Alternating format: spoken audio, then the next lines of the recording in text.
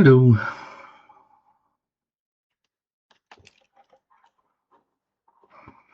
Write down the list here real quick. Got KJ, VMC, 74 Deeds, Jim Thompson, JC Lex Pam, AG, Coin Cody, Garrett, Brian, Joe Minnick, Smoker, Michael,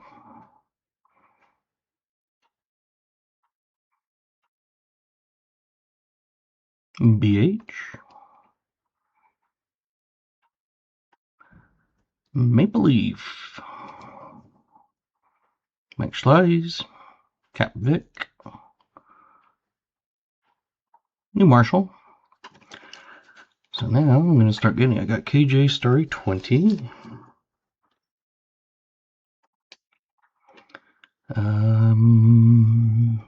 MLN is 26 Mountain Dew.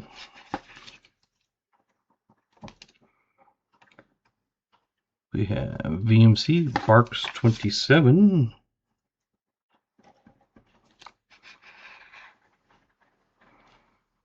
Mike is Dr. Pepper Cream 40. BH is Dr. Pepper Cream 28.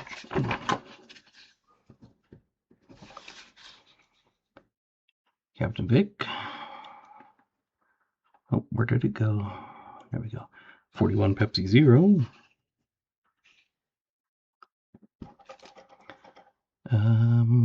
Garrett, Barks 35.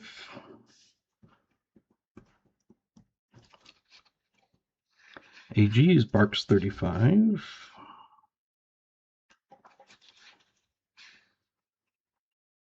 New Marshall, Dr. Pepper Cream 36.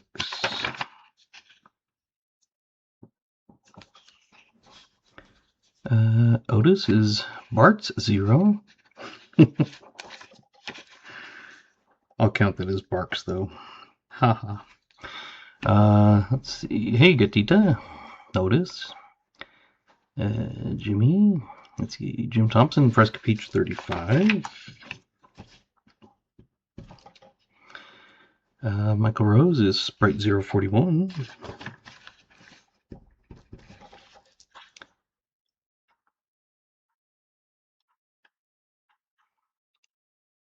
And let's see. Yenny's Pepsi 038. Gatita, Pepsi 037.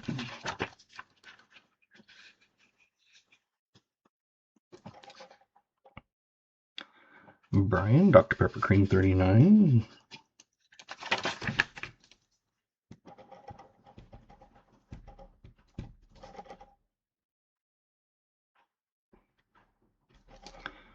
Smokers, Starry 036. 74 is Dr. Pepper Coconut Cream 26. David, Fresca Peach 38.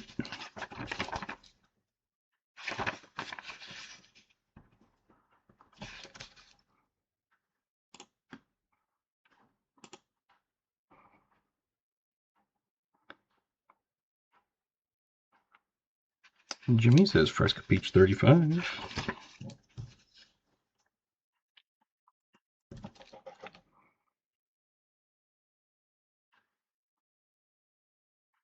Kathy Keith, Fresca Black Cherry 44.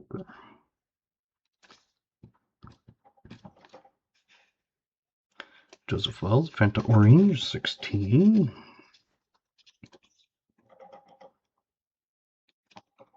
Going for the old one today. Chris Helms, Mountain Dew 39.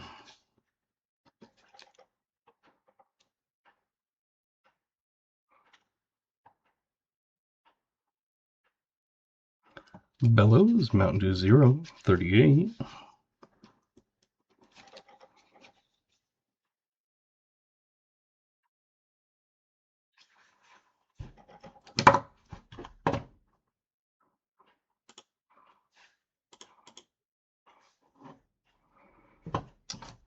Crafties, Pepsi Cherry 34.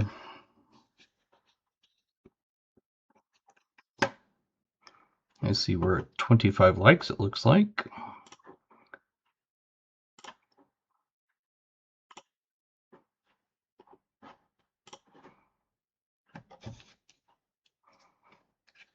Exclamation God will get you in on that.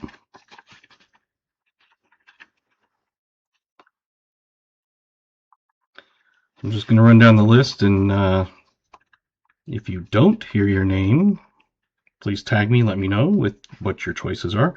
Right now I've got AG74, Bellows, BH, Captain Vic, Chris Helms, Crafty Dragon, Garrett C, Gatita, Jim Thompson, Jimmy Lacari, Joseph Wells, Kathy Keith, KJ, Maple Leaf, Michael Rose, Mike Schleiss, New Marshall, Otis, Smoker, VMC, Yenny, David, Canham, and Brian Robinson. Welcome, Coin Cody. So if you didn't hear your name, if you want to enter that now. So if you entered it while I was reading, I did not see it. Sorry. Mountain Dew 38 for Coin Cody. Fresca Peach 20.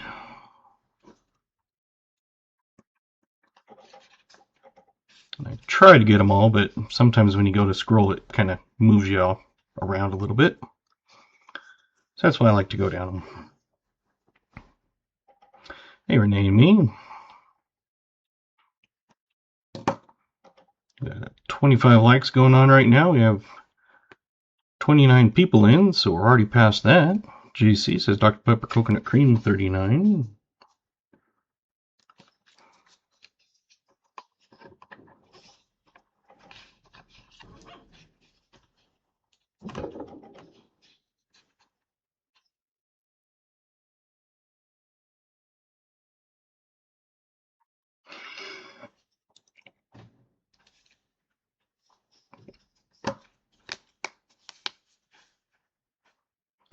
Ended up not going to work today because I had my kids until...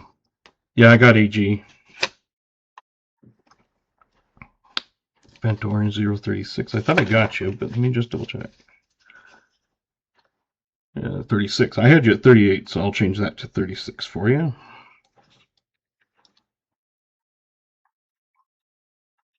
So yeah, I had my kids, and they decided... We went for a little hike, and not a big, huge thing, just a little one. And then they figured they'd go home, so I took them home not too long ago.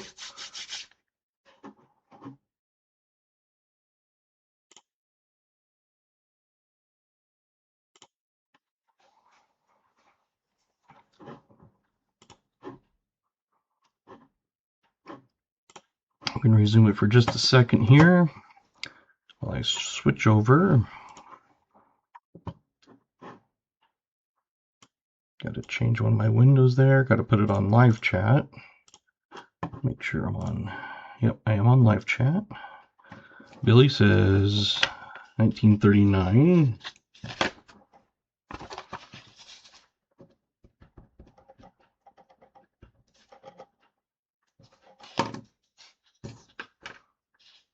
Did you have a drink, Billy? I didn't. Oh, Fresca Peach. There you go. Okay.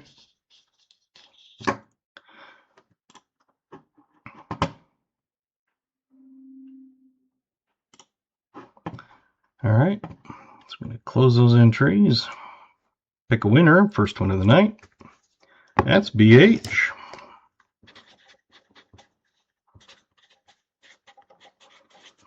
So I can just add that to your package. I'm still accumulating. You know the normal thing.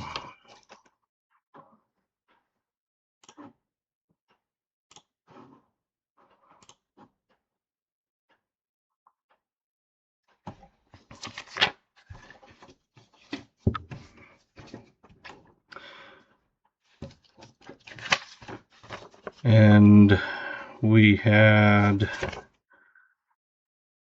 4 people, it looks like. Marks 0.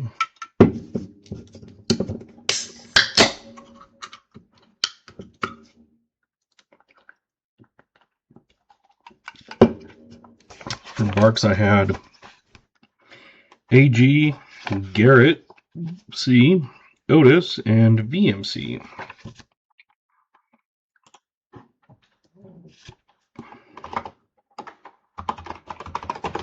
Whoa.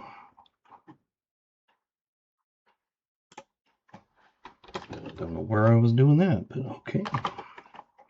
There we go, AG.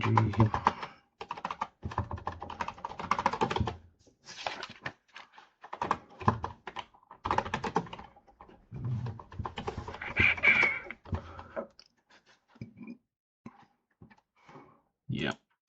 I do like barks better than A&W. It has more of a bite, in my opinion.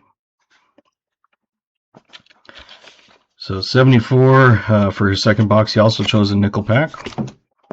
So there's your AU War nickel. It's a 43 out of Philly. Your regular War nickel is a 43 out of... Let's get you a different one.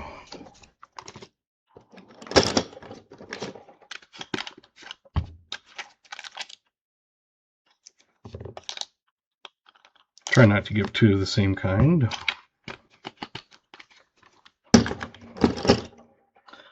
Your War nickel is a Denver out of 44. Your V nickel is out of 1909.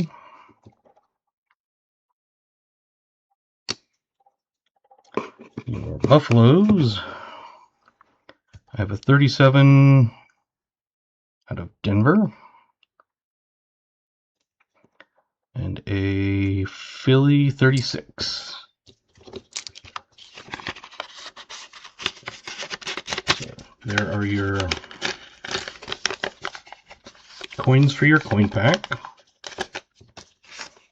Hopefully we'll have to make two of these. It's always nice when I have to do a couple of them.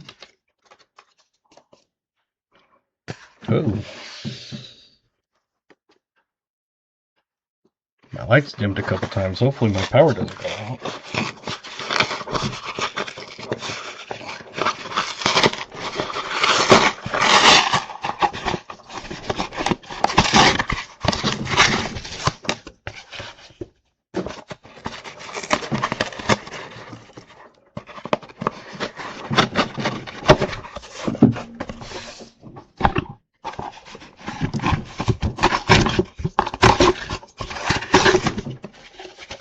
A little bit. Hopefully that means it's some good stuff.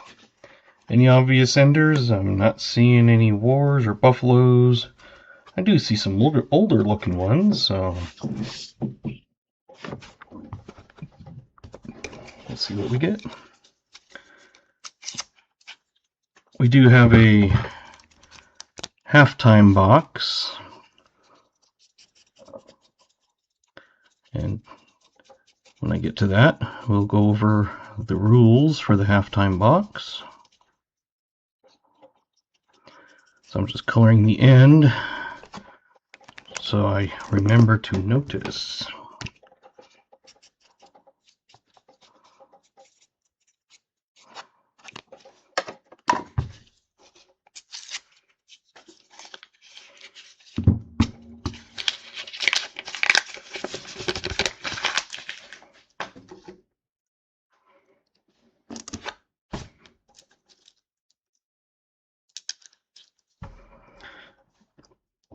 As usual, we'll pull out the normal ones that we're always looking for.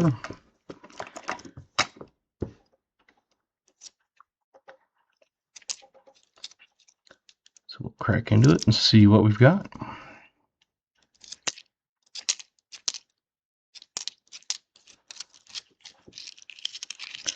And after the nickel part, I'll probably do my last box of halves. We didn't get to it this weekend. I was thinking we might, but they ended up spending all their time with their cousins on Friday and Saturday and Sunday. And we didn't have time to really do much. So they got quite a good playing and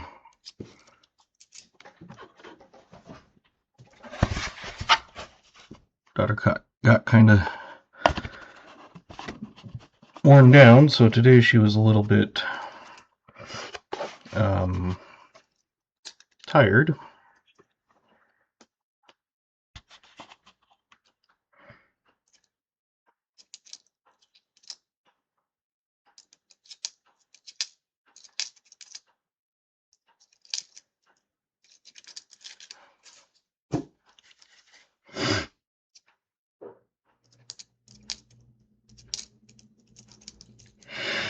If they had gone home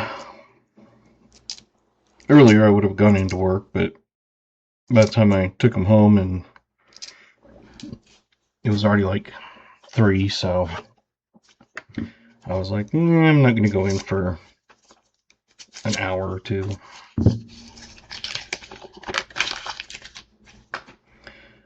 I've got plenty of PTO, so I don't have to worry about it. I have 400 something hours. Or no, we're allowed to carry 240 over, so I'm almost at 300 hours.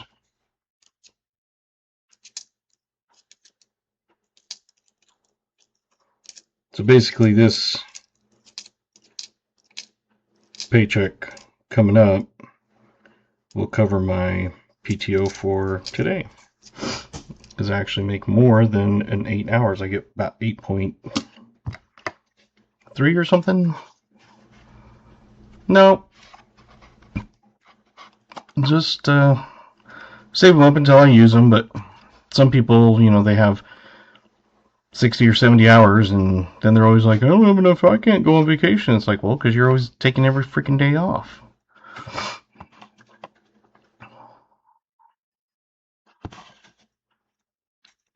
Oh,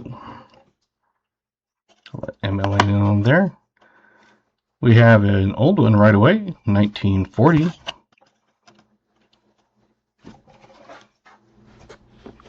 We'll get that on the board. Oops, wrong one.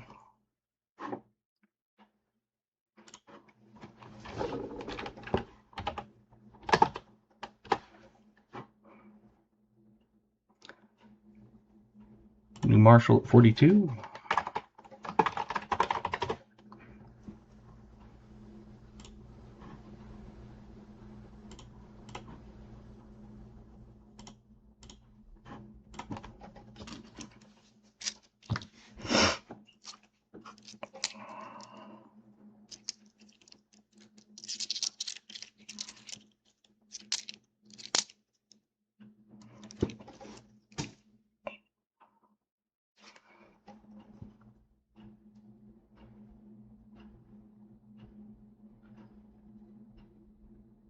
(2009) Denver.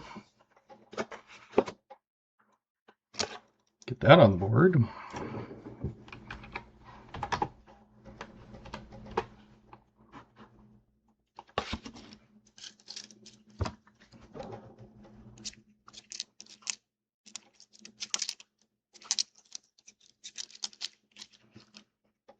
Yes, we are.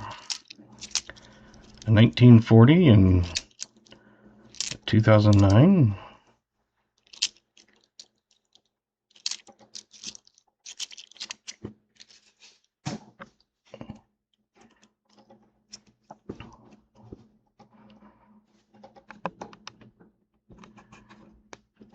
That way I'm more centered.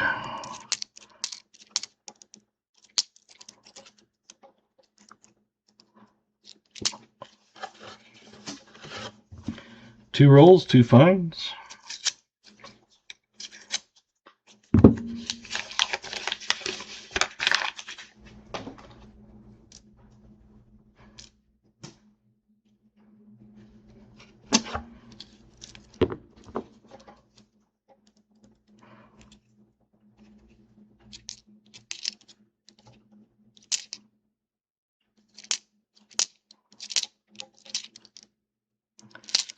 No, I don't really have any saved up for any particular reason. Usually I just enough to take days off like today and to go to the cabin.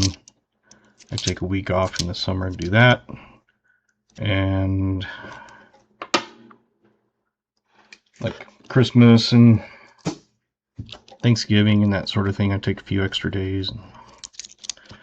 But I'm at the 10-year mark, so I think that's the highest you can get, because they give you a certain amount like in your first 2 years, and then it goes like for 3 to 5, and then it goes like 6 through 8, and then once you get like 8 to 10, once you get to 10 years or more, then you're at the highest level or something, I think. So I gain about 8.4, I think it is, every paycheck.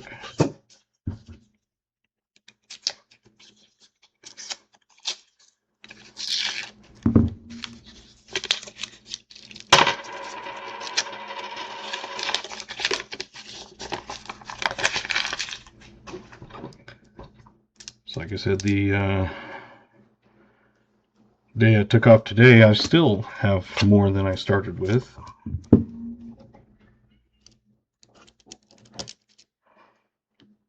Yeah, they don't like us to take off more than 2 weeks at a time. You know, they don't want us to take off like all 200 or whatever.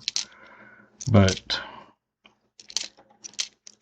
they do allow 2 weeks unless it's for like FMLA and stuff like that.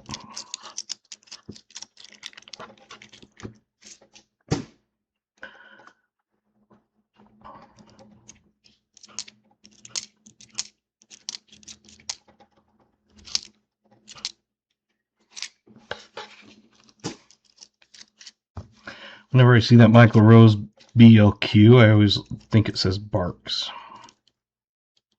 Michael Rose Barks. Yeah, it's our time. Like I said, they let you roll over 240 hours. So, not too bad, Billy.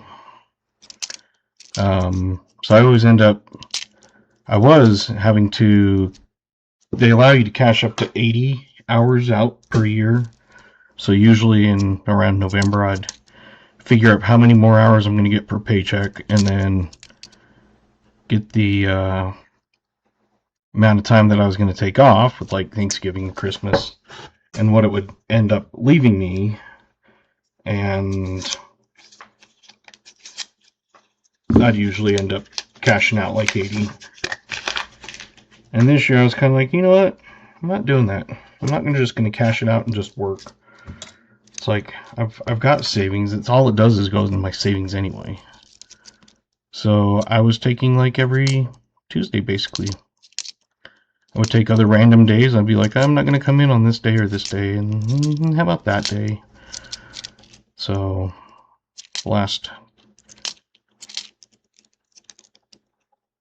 basically 2 months, I was taking almost every Tuesday off. Or if I had a long weekend of being on call,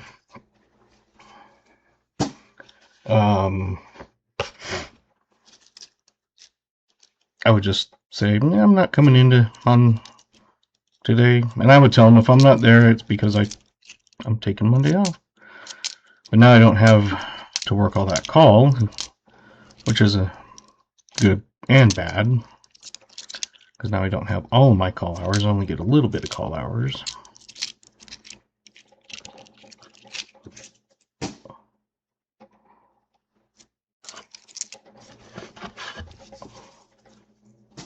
Hey, Michael Martin.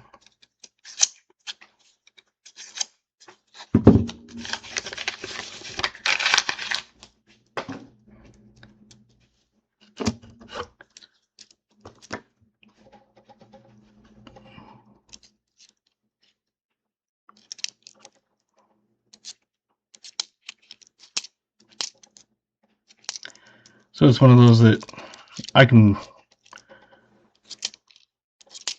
kind of do things like that, because not technically supposed to, but when I'm the only one that can do most of what they need done, and if someone else had to do it, it would literally take them hours to do what I can do in less than an hour. So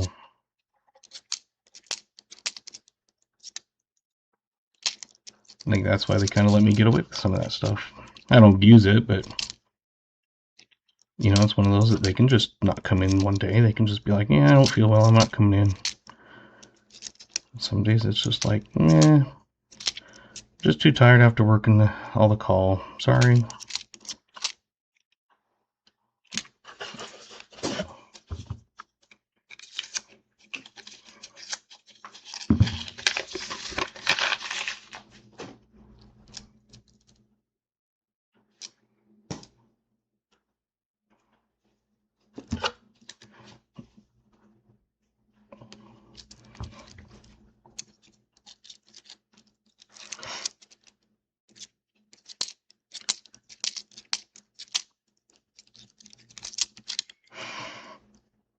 So it's one of those things that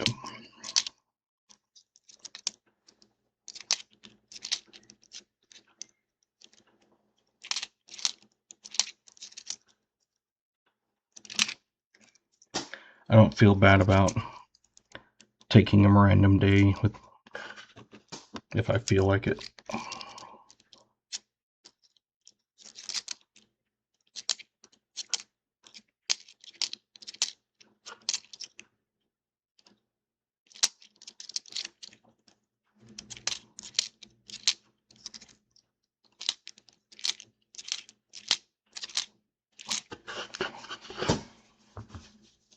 We had the first 2 rolls go hot, and then the last 6 have been cold. Hopefully we'll pick back up.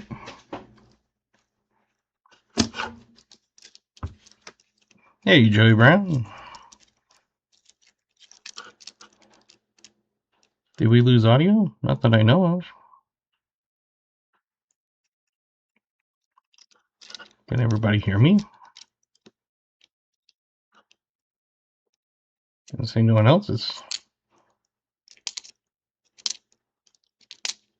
Cool. So.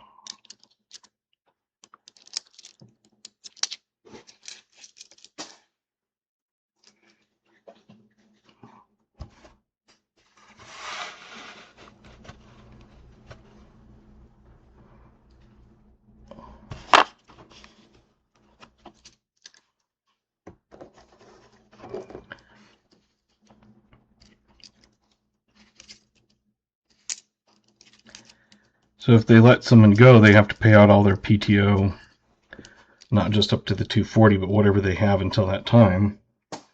So if you carried over 240 and they fired you on the last accumulation, you would have 400 something hours they would have to pay.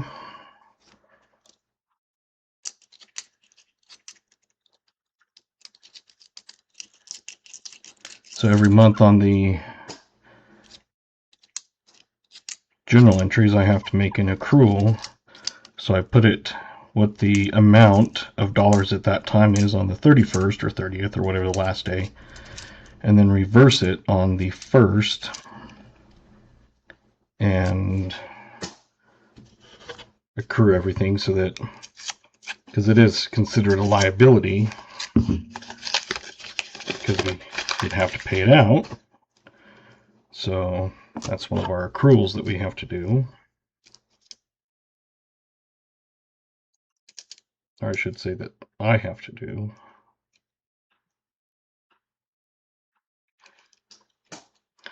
All right.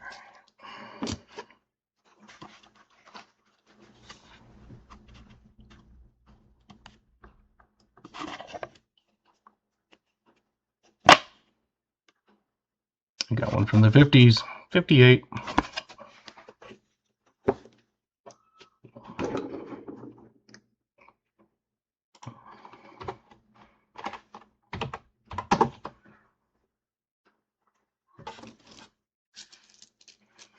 And let's see who got that. I almost forgot to do that. And yes, it's blurry. I'll fix it. Lots of 58s. All right, let's see. Start at the top. Brian R. 58. We've got KJ. 58. We got 74. Got VMC. We have BH. And Mike S. And Joseph Wickles.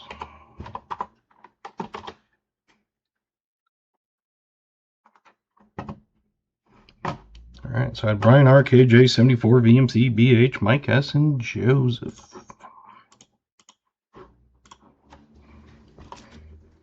Alright, now let's get this back into focus.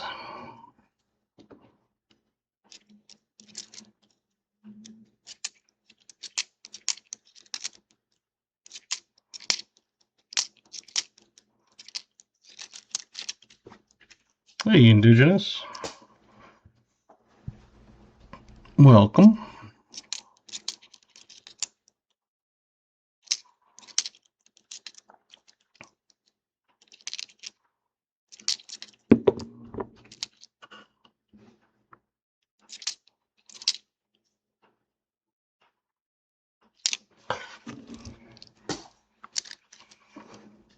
BMC's 2 for 0 tonight. Nice. Hey, TNLB Coins. Welcome.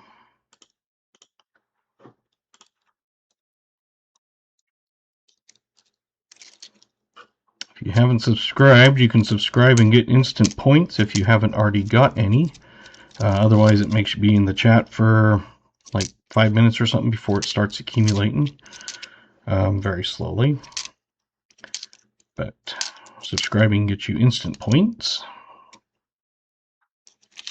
And then I always go in as soon as I see someone that doesn't have many points, like just subscribed or anything, and add extra points to them.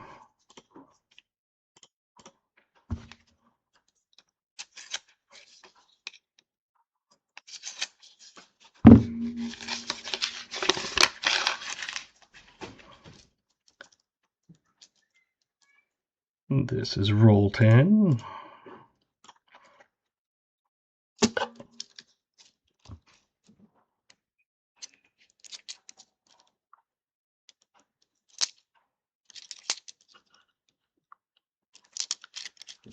Got 3 finds so far.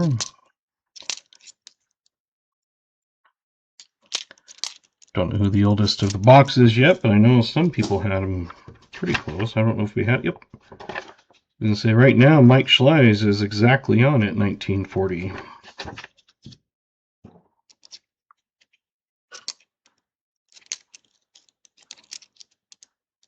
So that's who you're rooting for to get one older.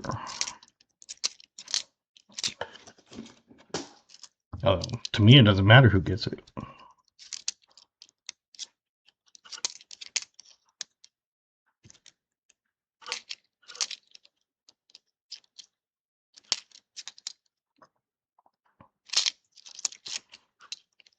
Hey, David Rubin, Lyle.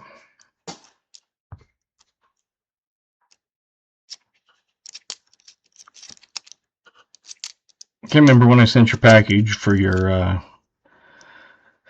giveaways that you won on Lyle, but they were mailed. Hopefully you got that email. We get the tracking.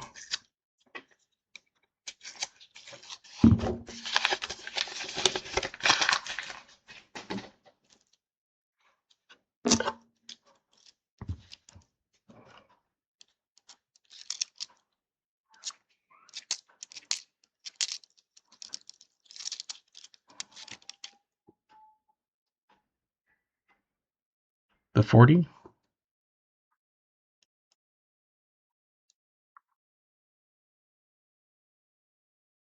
I got the 40. On mine it says 40s 1, 50s 1, and 09 1. And right now we have a 1940, a 58, and an 09. Maybe you're forecasting in the future.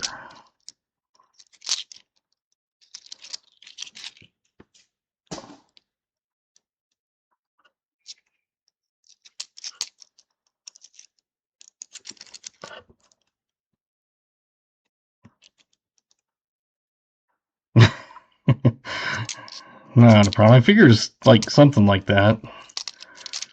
But I was like, I'm like, did I miss one? Nah. No big deal.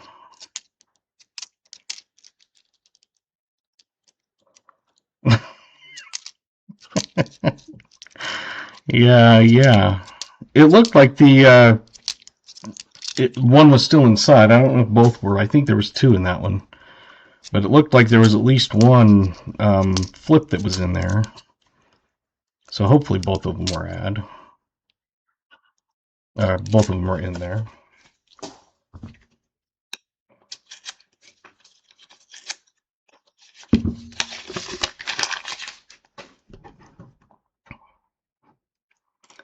Let me do this and pull up.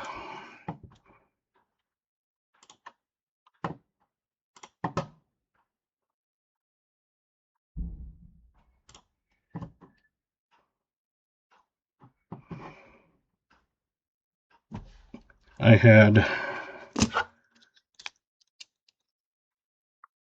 yeah, I was going to say it looked like they were in there, but this is what I received. I was going to say, obviously, it's Jim Thompson, but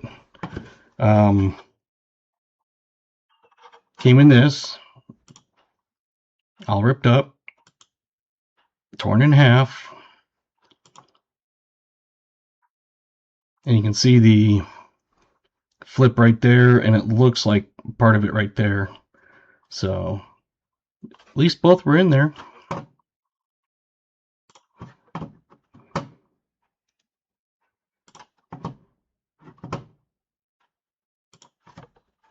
And it was from like January 9th or something, and so I was like, man, that sucks.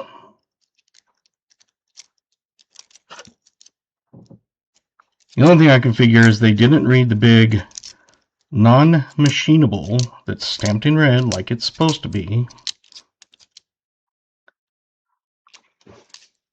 which, I mean, you can look at it, but I mean, it's basically, this is stamped on every one.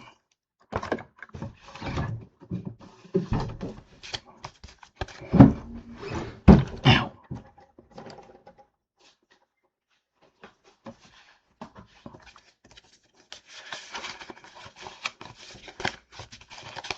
And everyone has that, so you can't miss it.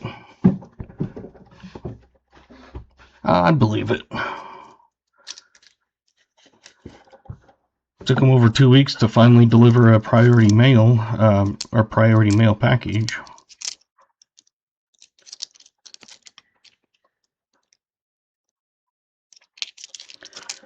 So he was saying that he hadn't received them and they're probably long gone, and so I'd stuck an extra in the last one I sent. So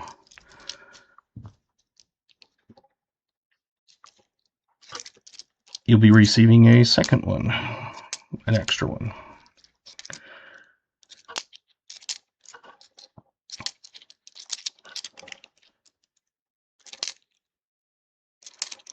So I did one that matched the one that you had chosen. So I threw a second one in that matched it. Different style, but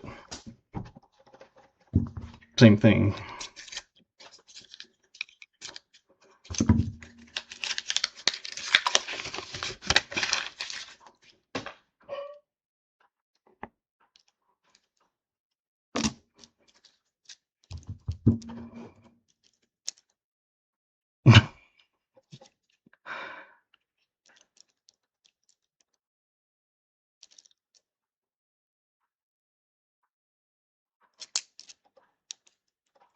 Yeah, it's one of those that if I end up, you know, to begin with, we had a couple that had gotten stolen in the mail.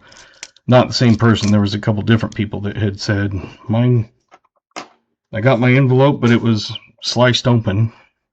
Like the edge was sliced open. So I sent another one. And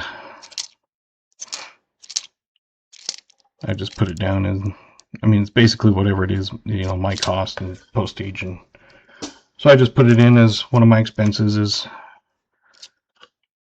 that I keep track of.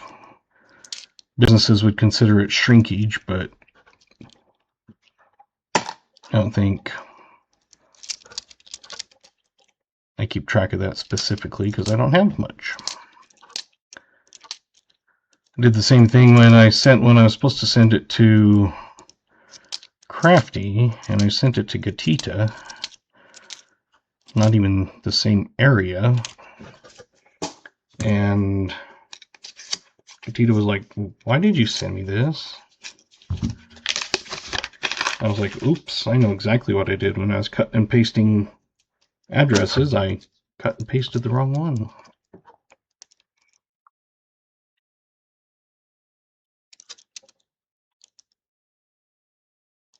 Yeah, that's why on the return address I just put my name with DHC after that.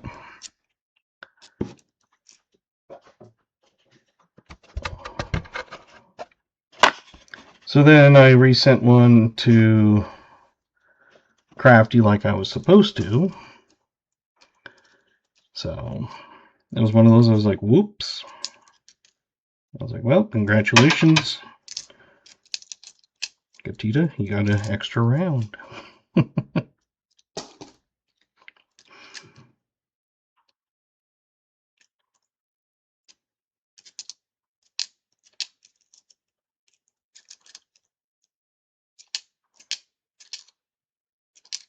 If you weren't here on Thursday, I did get my rounds in. I got 5 tubes. 2 of them are the same front, but the backs are different. And 2 of the tubes are exactly the same, so basically I only have 4 designs. But I had ordered them right before they went up, so even more. So I got a few different ones, but I'll show them.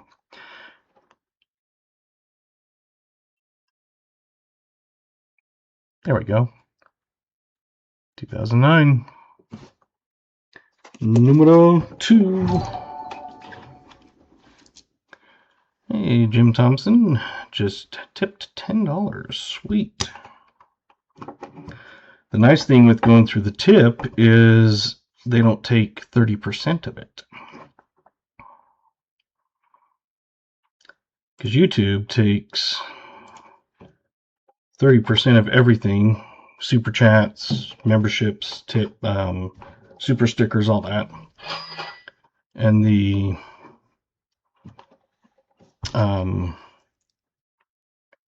tip link just is processing fees through PayPal. So on that $10 is probably, I don't know, 60 cents or something. But thank you for that.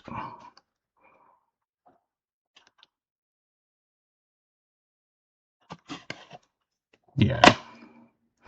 It is a 1957. I'll let Renee and me, because I popped it just as she was turning it.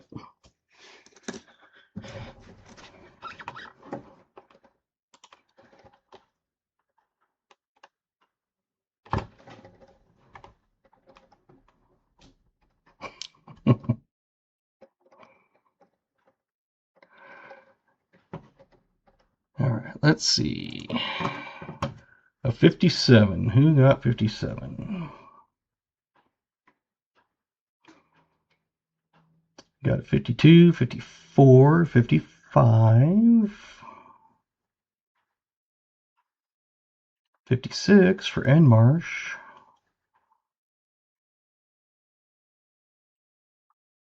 And Alyssa. So Enmarsh and Alyssa, is that correct?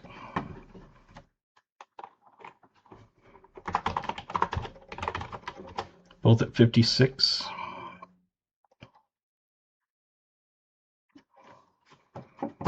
There you go.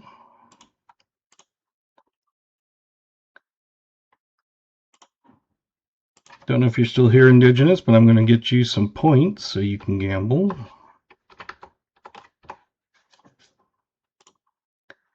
And I don't think TNLB is here anymore, but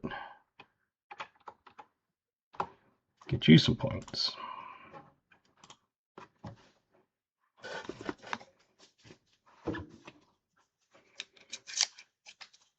And I think the other night I said it was Kathy Keith that received the membership, and it was actually Alyssa, if I remember right. After the stream, I was like, wait a minute. It's like, did I say the wrong person?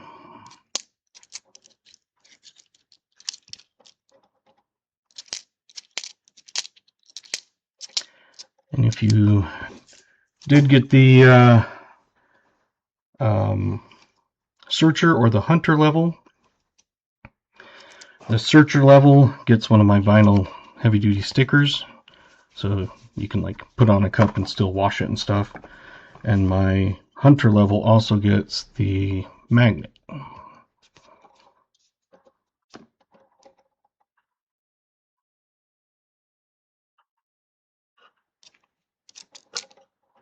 And of course, all that has goes back into basically all my postage and stuff like that.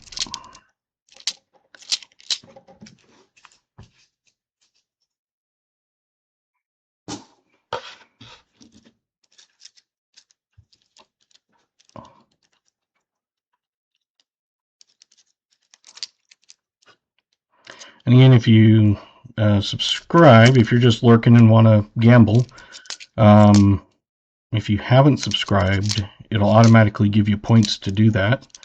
Otherwise, once you're in the chat for about 5 minutes, it starts accumulating. So that's an easy way to start getting some extra points right away.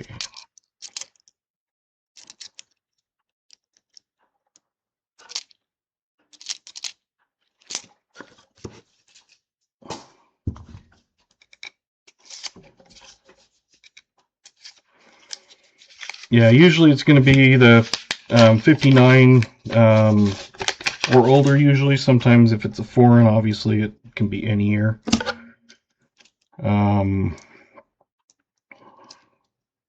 But I'll put that box up, and then you'll see the guess the date, year, start, and then you just put basically the last 2 years you think it is, and then whoever gets the closest gets their name on a wheel of names that's good throughout the night. And at the end of the night, I spin the name wheel with everybody that got on, and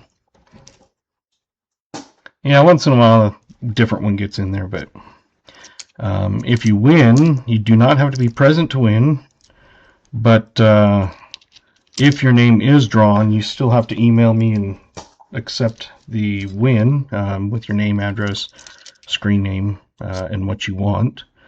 And what you win is one of my 1 ounce copper rounds. I give you a choice of a big selection of them. So multiple ways of doing it is the giveaways, like at 25, 50 likes. Those are just while it's live.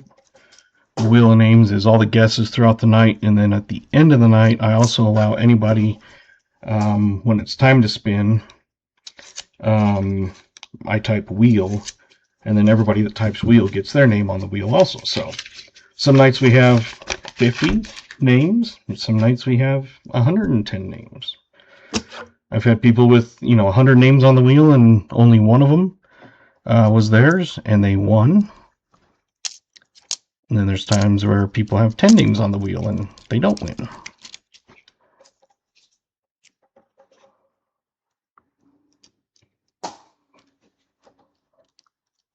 Yeah, and the easiest thing to do is just put GA for the subject line, and then in the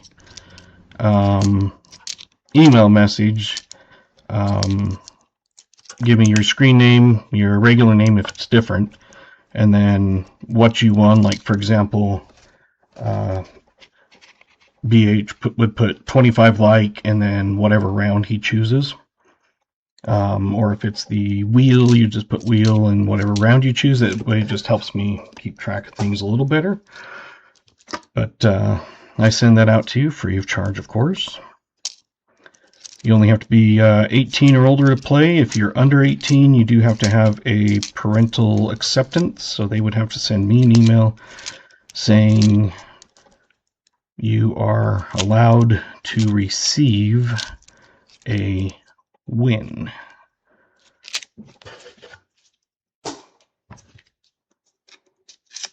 And if you have questions on anything we're doing or what we're looking for and things like that throughout the night, just let us know. Everybody in blue is a moderator. The ones in green are members. You can become a member for as little as 99 cents a month. And that gives you member-only videos and extra emojis that you can use in chat. And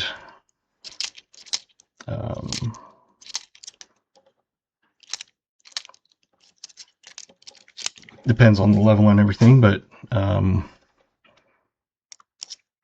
those are all higher ones. Of course, anybody can become a subscriber for free, which helps out greatly. And if you want notifications of when I stream, I do stream usually every Monday and Thursday at 5:30 Mountain Time. And at the beginning of the night, to get an extra name on the wheel and stuff, I put this out here. And what I do is people choose what they think I'm drinking tonight. And then they also put the oldest year of what they think is in the box. So like tonight we had 4 people guess Barks, and so they got their name on the wheel because that's what I'm drinking tonight.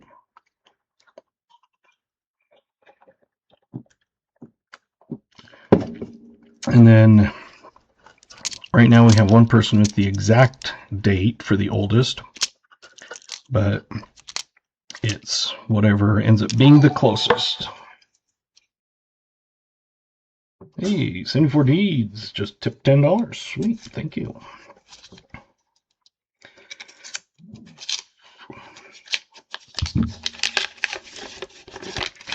Yes, exactly. If you have any questions about a coin or certain things, also when we come across a year like, say, a war nickel, the war nickels are going to be only 42, 3, 4, or 5. And if someone put, like, say, 47, we try to let the person know, hey, retract your guess and put one in that's not one of those years, or is one of those years. Or like on a buffalo, someone might put a 39. There are no 39 buffaloes. Last year was 38. And so, you know, we let people know and get a guess. So, and 74 now is Stream Boss. Yeah, the tip one is, like I said, they just take the PayPal processing fees and stuff, whereas YouTube takes 30% of everything. I'm not monetized for like ad revenue and stuff yet. I'm about, I think, 600 hours away from that. But like memberships and things, they do take 30% and the streamer gets 70. But even 70% is still good because that does help out. Because if I send 4 giveaways a night, that's $6 just in postage right there. So everything helps out.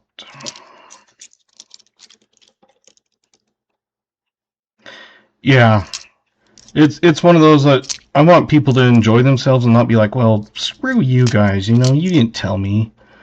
And, you know, I want people to learn and enjoy themselves, and that's the biggest thing. Is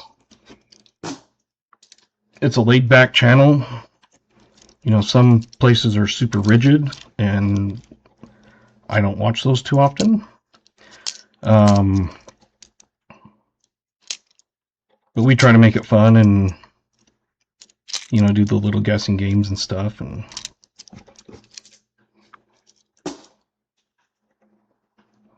like on this one, it's a 64. I look for the mint mark right here. It's a Denver.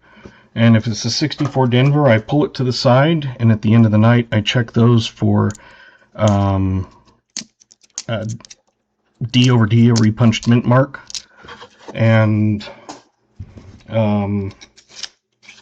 that's like a variety that you can find. I also look for the 63 Philly. That has a triple die reverse. And also on my channel page, I do have a link that you can download these type of things that have like key dates, semi-key dates, and also what you can look for. Like, for example, 53D has a D over inverted D, things like that. Error varieties. So all those are available. I do have them for like pennies, nickels, dimes, quarters, halves. I've got to update it with like the buffaloes and that, but you know, yeah. 42s, there are some that are silver and some that are not. They transitioned that year. So a 42 can be either regular or, hey, more money, silver. Same thing with like 1938. That was the last year of Buffalo and the first year of the Jefferson nickel. So a 38 can be both either a Buffalo or a Jefferson. So that's another one of those that we try to let people learn and guess and or go from there.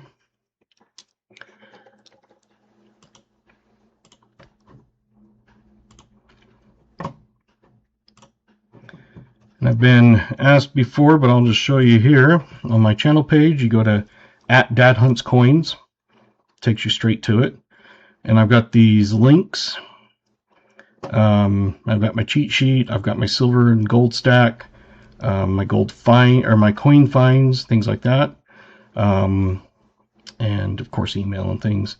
But you can just download it there. I would suggest saving it as a Excel spreadsheet because you upload it in Google Docs because of course it's a Google platform, and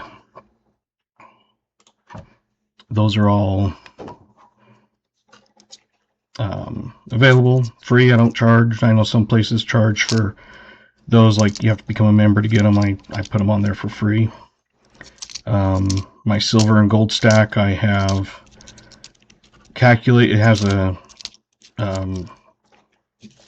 link so that when you download it, every time you open it up, like if it's been closed or whatever, you open it up and it updates with the gold and silver price.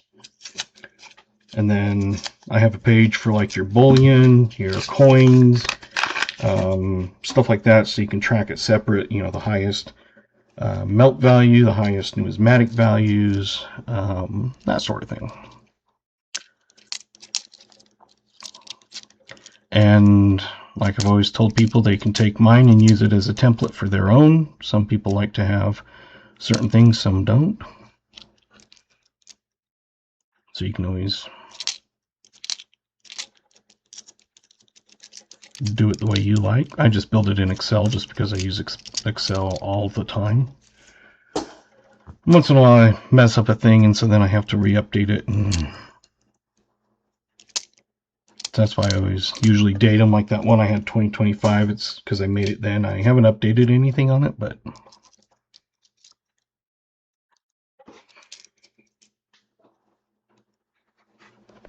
so when you see that come up, you know that I'm going to do that. And KJ usually puts the year guess with some arrows, and that's when you start guessing.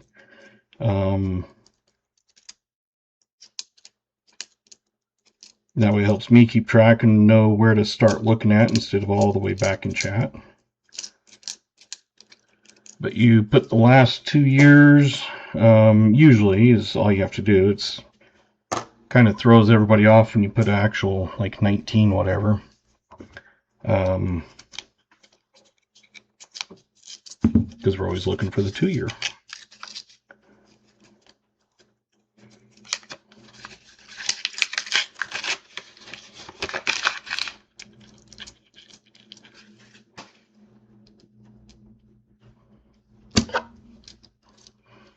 And if you put a year and you think, yeah, I don't like that, you know, I'm going to change it because you say you put a, for example, KJ put 41 and he goes, yeah, I'm going to change it to a 47. Hey, Thomas Wells, welcome. Mark, welcome. You just retract the message and then put your new year that you guess in. So.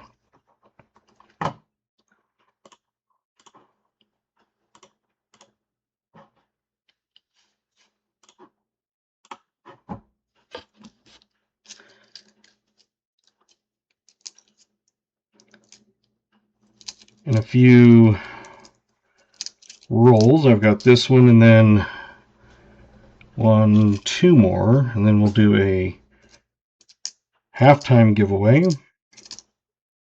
I call it the halftime because the first time we did it was after the Super Bowl, that day after. So it was like, I'm going to call it the halftime giveaway. Yeah, it can't be a 44 because that would be a war nickel, and there is no large mint mark at the top there. The mint mark is off here to the side.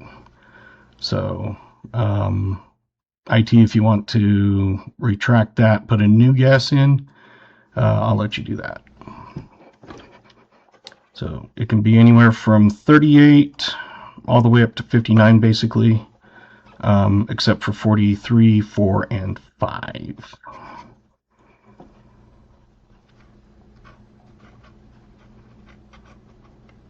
Did you get a new one in yet? No, don't see it. Okay. Give you a few more seconds to get that new year in if you want Indigenous. 39, okay, perfect. It is a 1940. Yeah, very good guess. So let's see who got that. That's our second 40 of the night. Get this on the board first. And like I said, we tried to help people learn years and everything. We got 41, 39s.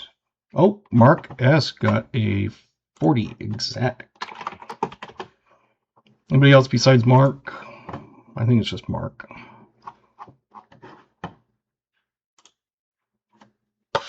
Congratulations. And for those that are members, you got emojis you can test out. I've got to get a couple more now because I've gotten a few more members.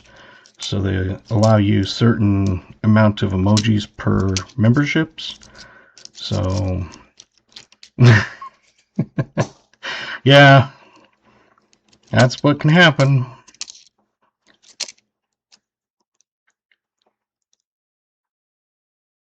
Yes, it's always best to have it on live chat. I mean, it's up to you.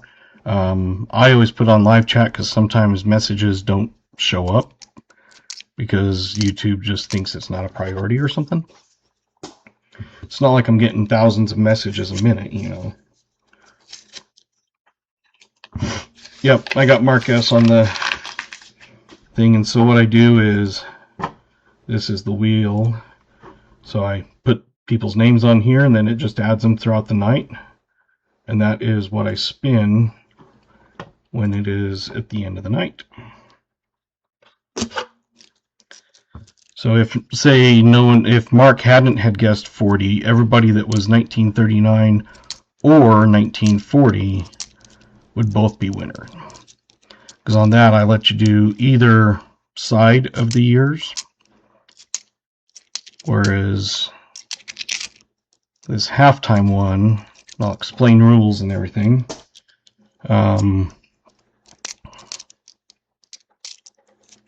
And since it's the next roll, I'll just start. So this one coming up for the halftime is you get one number, 1 through 100. So any number 1 to 100. You get to enter one time. And it's kind of a Price is Right deal, which is why it's the Super Chat is labeled Price is Right giveaway. And it's as I see them in my chat. So if I see someone say guess 42, and then someone else guesses 42, I will tell you, sorry, whoever, someone else already had 42 ahead of you, so you can re-guess. So it's 1 to 100. One guess, and it's whoever is on or below, like in Price is Right. So if it was a 47 and the number was a 48, sorry, or I mean 46, sorry, the 46 would knock you out of contention because you can't go over. So start thinking of a number 1 to 100. And like I said, as they come in, whoever gets it first, I'll tell whoever is on my screen, which is where it's going to go off of. And I will show the number live, so it's not me guessing it and then just saying, oh yeah, it was a 27 or whatever. I will show the number being chosen live. I have a random number generator. I got half a roll left, so on my screen, I go off of what I see on here.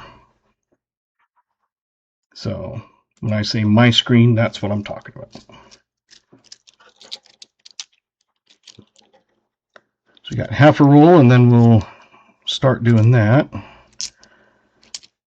And hopefully you just put the number in so we don't have a bunch of chatting for like a minute or something, so we can see everybody's numbers and not get lost in a bunch of jibber jabber back and forth and stuff. All right, that's halfway point. So, very good. I was going to say, if KJ wants to put up the year, you start putting your year guesses that you want. So, if someone else already guesses, like say KJ guessed 74 and someone else guesses 74, I'll say, sorry, whoever, KJ already had it. Or if you notice you already have one already been guessed, you can always retract it and do it. Chris Helms, I see Smoker with a 36 already, so you might want to change that.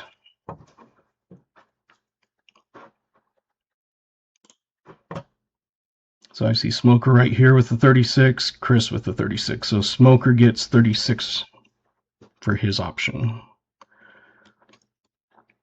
We're guessing a 1 to 100. You cannot go over. And I'm going to do a random number generator. So when I do this, and I'm just trying to see if anybody else gets like double guesses or anything. It's only going to be the first one.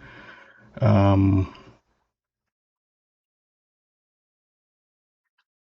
you might look at yours and just see if someone ahead of you has already guessed it, because there is a lot of them and I may not see all of them as we come across.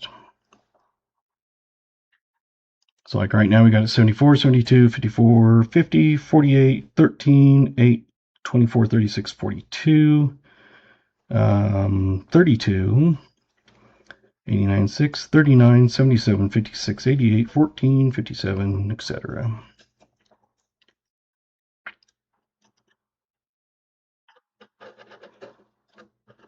So please try to see if anybody else has guessed the number.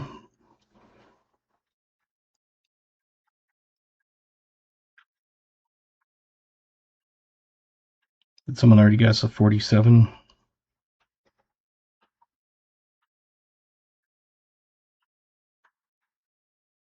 Let's see, 30s and 40s. 42s do, oh, 40, okay. Gotcha. So Thomas, on that one that says 42, just right click it and retract. don't know if I can do it, but no, it doesn't want to do that. I don't want to do that because it might remove you. So yeah, just go up to this one that says 42 and retract your message. You just right click on your message and put retract, as you can see, like right there.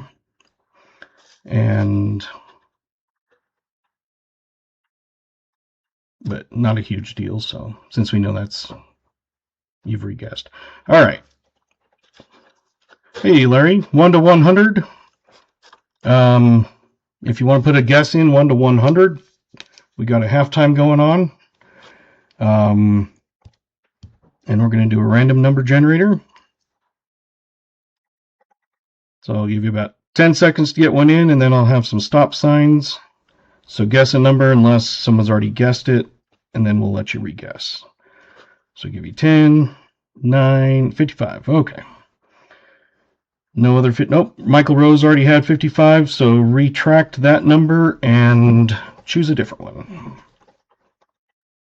It's a little bit different of a giveaway one right now. So as long as you're not over, it's kind of like a Price is Right thing. So if you guessed 55 and it was a 54, sorry, you're out of luck. If you guessed 55 and it was a 56 and you're the closest, congratulations. Okay, the key says 5. Okay, is there anybody else with a 5?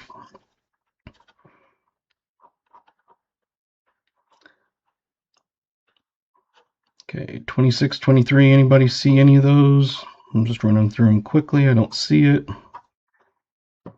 Okay, let's put some stop signs.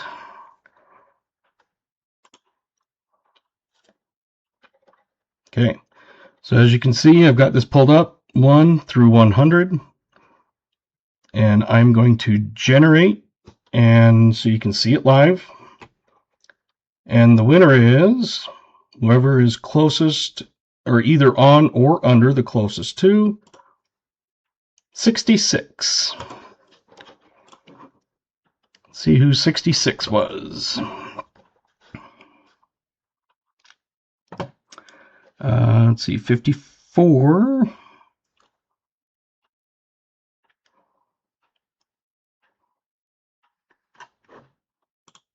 We got a 56, 57.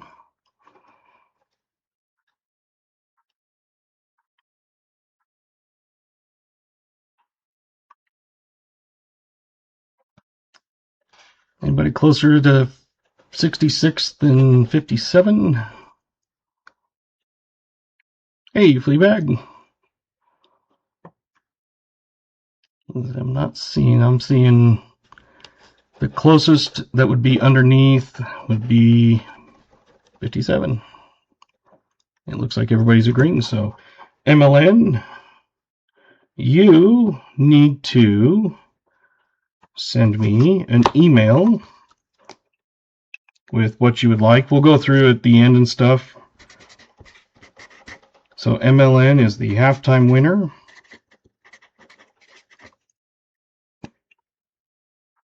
And I did get some new rounds and stuff. Like I said, I'll go through them at the end and show them.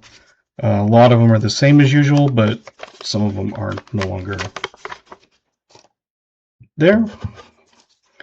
So you get some new. I got a couple St. Gaudens with a flying eagle on one side. The other one is a St. Gaudens with a U.S. seal. I also got a new Bitcoin one. I also got a Year of the Dragon. Are some of the new ones. Most of the other ones are the ones you've seen every stream pretty much. I did update sort of the list. I took off some of them that I know we don't have anymore.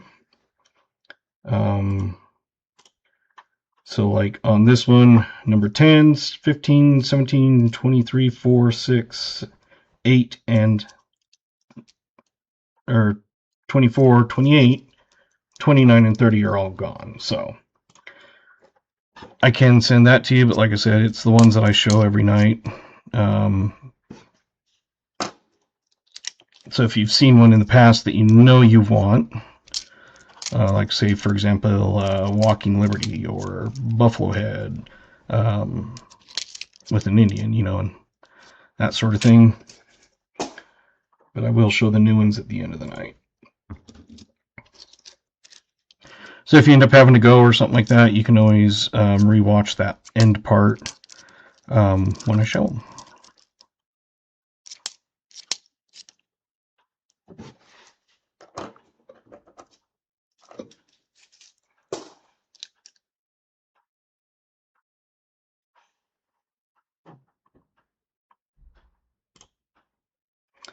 And that was extra donation giveaway donated by VMC. Yep. Since I know the one I sent you was a maple leaf that I had, but that was the last one I had. But I've got all kinds of different ones. Some coin replicas, some are completely different than coin replicas.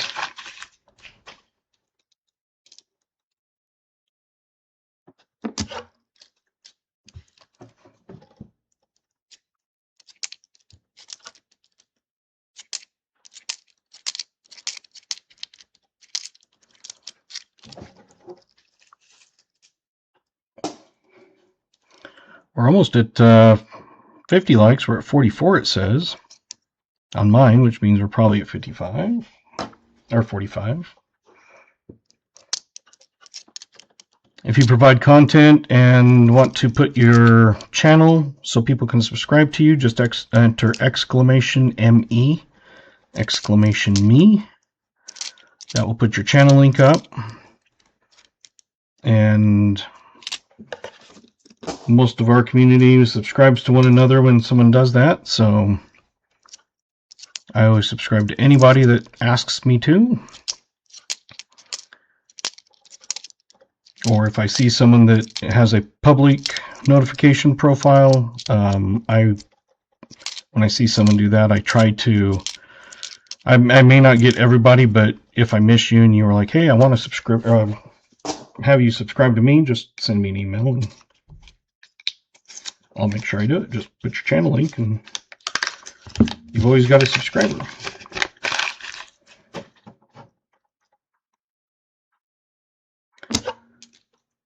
And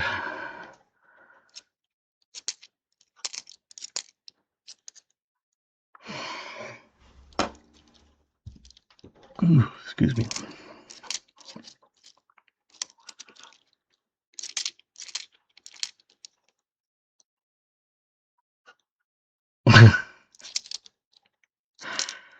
I think the only ones that wouldn't be is anybody that might be brand new and never been in here before.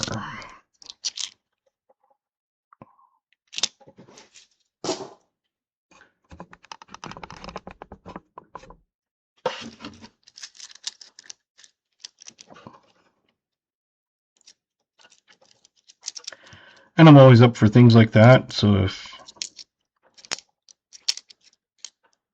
you ever have an idea you want to do or do some kind of fun thing like that, or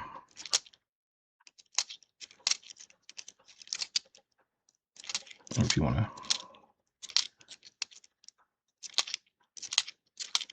sponsor an extra one or whatever, it's all good to me.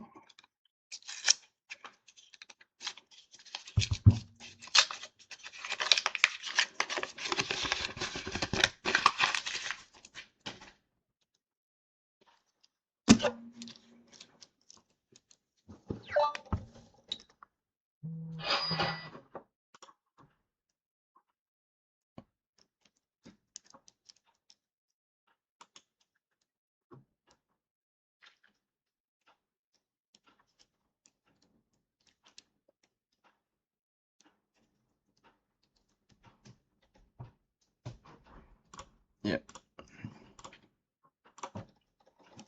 I'll look at that email here after I'm done.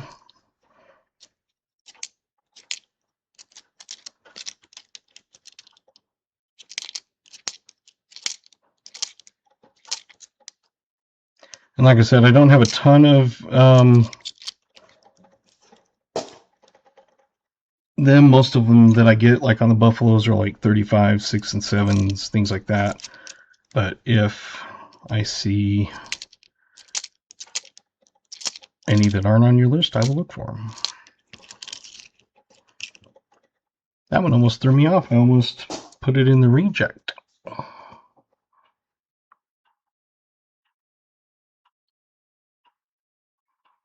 Got our first 2024. Get that on the board.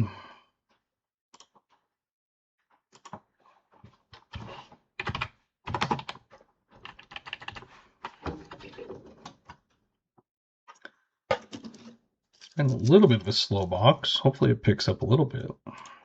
Let's find some. See, the last box, I think we had a buffalo and a war nickel. We just missed that pesky V nickel for the bounty. Nice. Even a no date buffalo is better than none.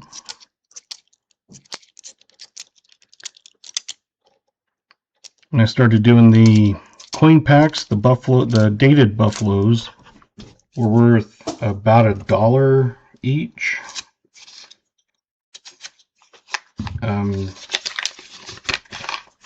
Dateless, I think, were like only $0.25 each or something. So having the date on there, partial dates, I think, were like 50 cents each or something. That's why I just went with full dates. That way you have full dated. Yeah, V-nickels can be that way. Out of all the boxes I've ever hunted, I've only found one. That was my very first one. And that's when I missed the war nickel trifecta, because I had the V-nickel and a buffalo nickel, but no war nickel.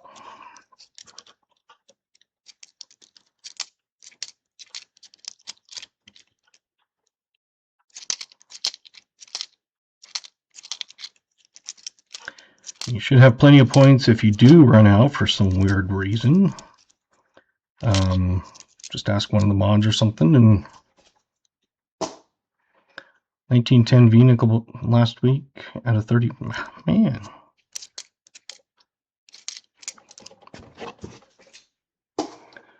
We're 30 rolls down.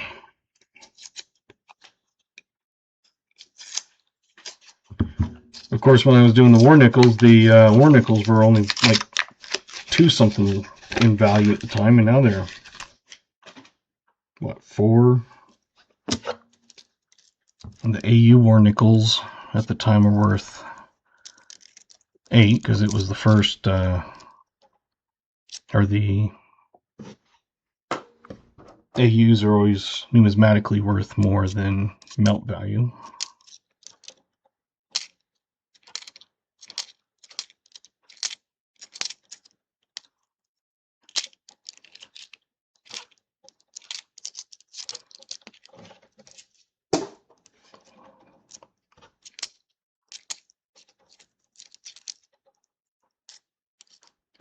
The games, of course, you can probably see people play, but they're slots, gamble, duel, adventure, or whatever it's called. I have 8-ball turned on now.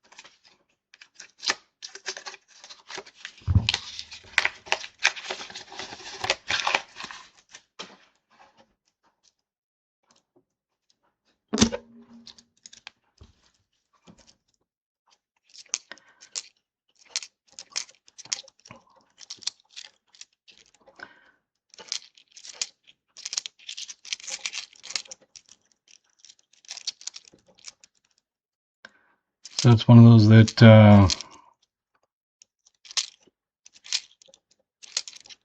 might have a good, don't want to give away too much, but good couple donation items for some giveaways coming up. Once I receive them, I'll announce that.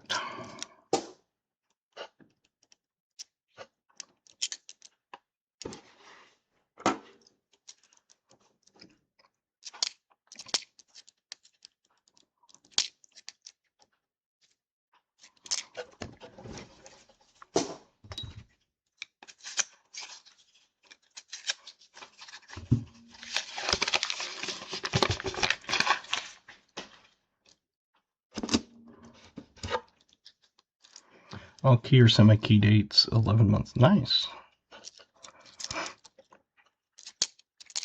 I was one of those lucky ones that, like I said, I found the V-nickel and Buffalo in my first box. I did find a 50D before. I found key and semi-keys. Number 3.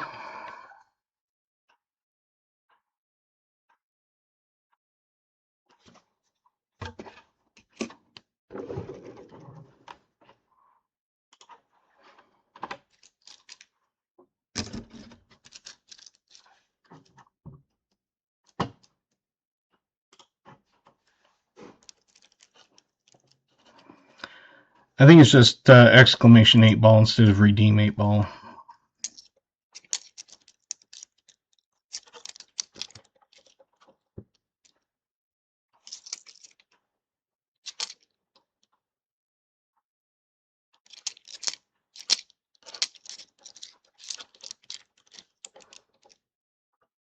Is he lucky? I would say no keepo.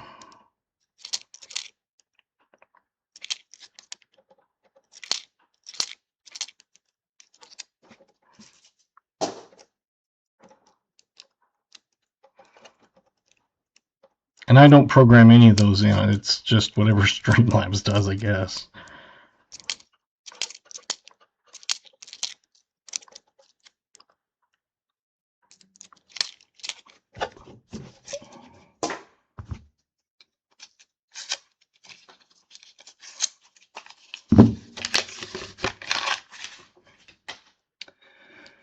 I always forget, but 2009's I want to say was like 35 million, something like that.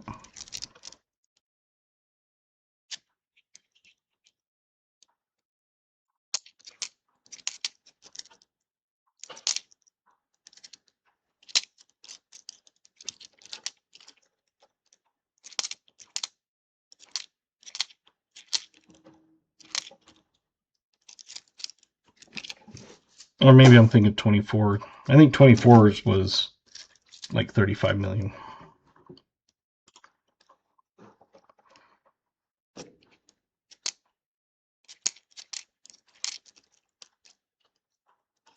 $46, huh? They must have ended up producing more at the end. Oh, 2000. I'm like, what? 46 million, okay.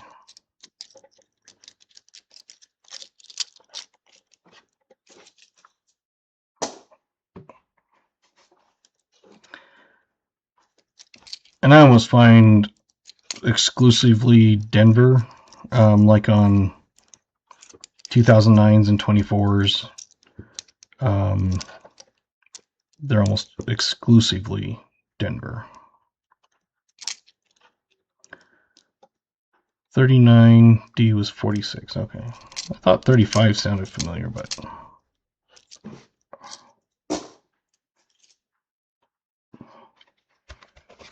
must have been 39 I was thinking of.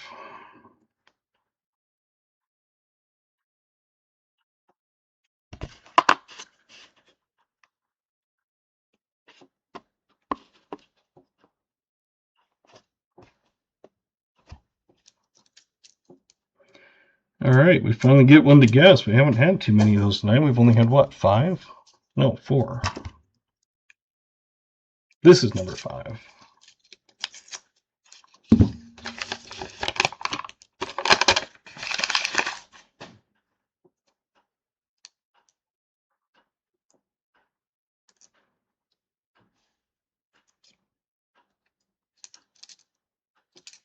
I hate when I unwrap a paper and coins stick to them.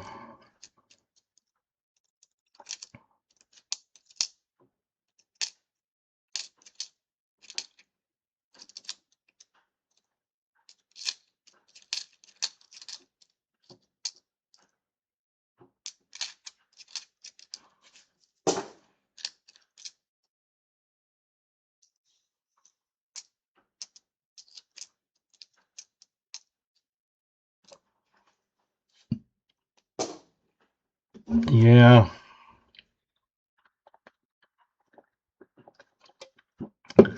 We had a 40, 59, 57, and a 40. If I remember correctly.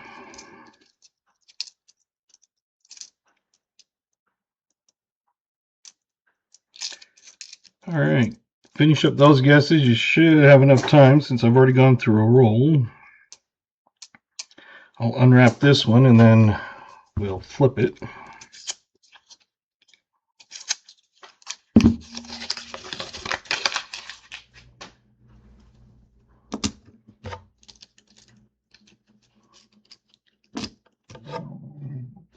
Excuse me.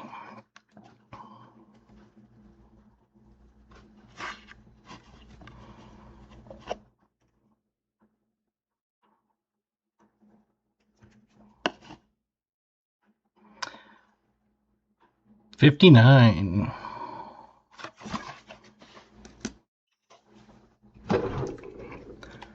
Get that on the board. I'm sure we got someone. I'm blurry and I'll fix it. Anybody with 59 exact? I got 55, 56, 58, 59, and Marsh.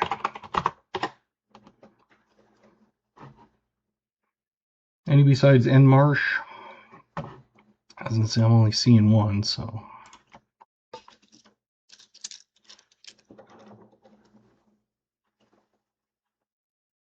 Come on.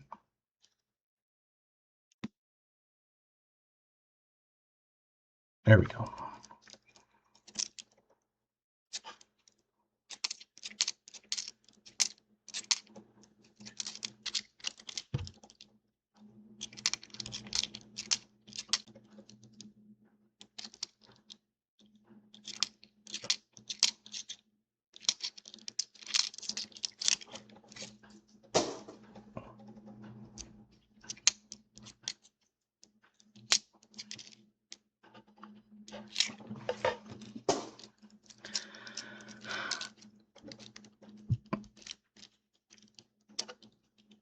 I got the pool behind me full of silver and gold, if only.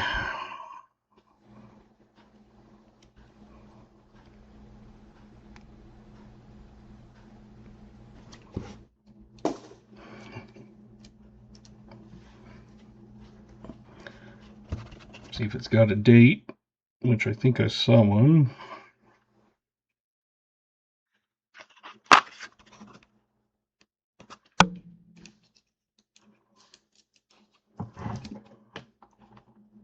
Well, instead of Scrooge McDuck, it's just abbreviated DHC. It's pronounced duck. Oops.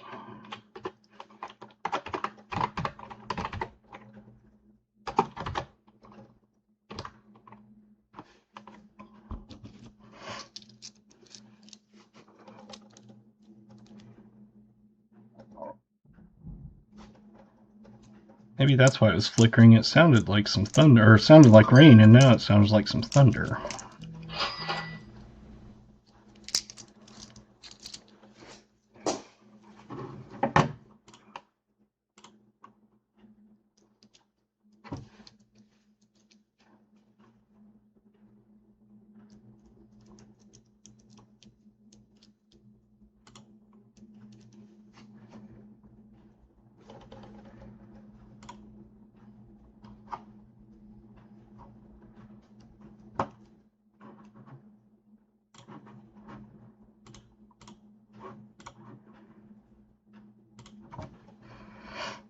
Still got some good guesses coming in.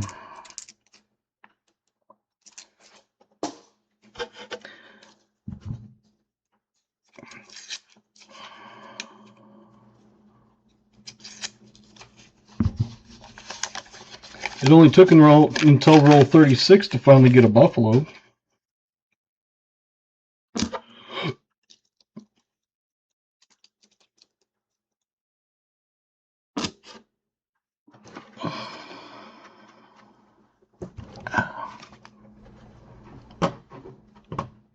Make sure my scope is on. Yep, it is.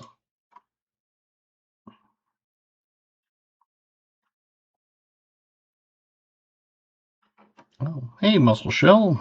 Welcome. All right. Got MLN in with 37. As you can see, no mint mark.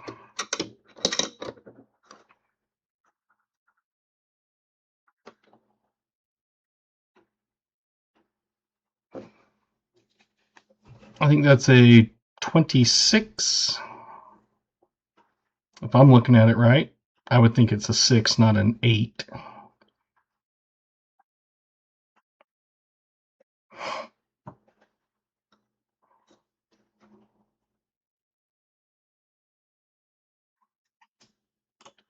Everybody says I agree. Yeah.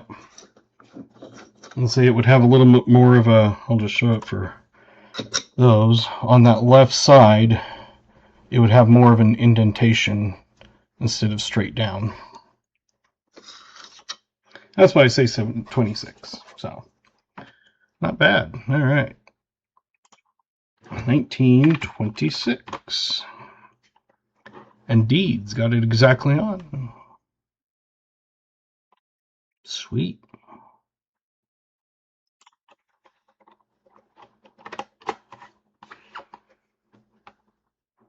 That's appropriate. Deeds gets it just exactly on when it's his box.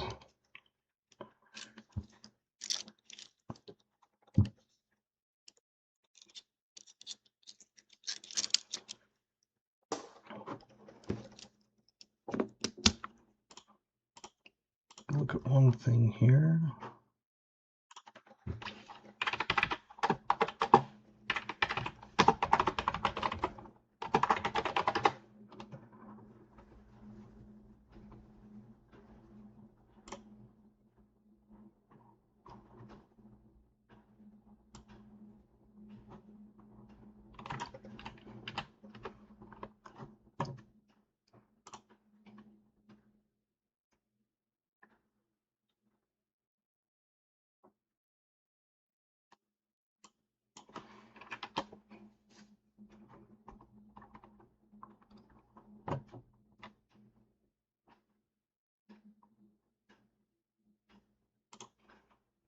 Because see, the reason I think it's a 6 is you can see it's a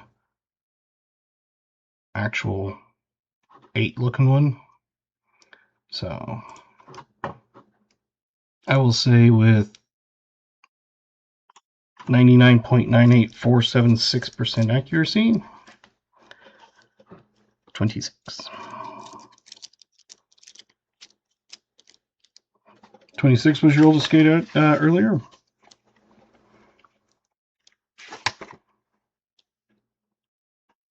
Yes. MLN and 74 both had 26 for their oldest date.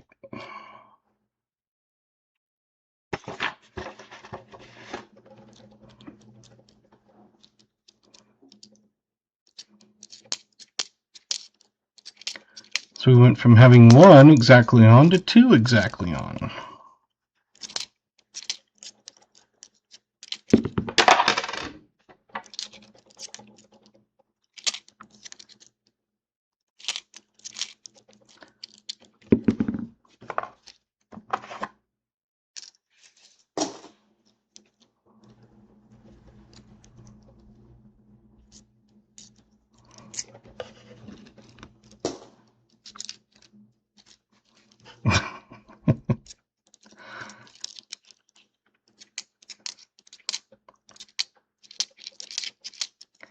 Well, if I had cameras behind me, people would be pretty bored. And would be like, oh my goodness, get that off of there.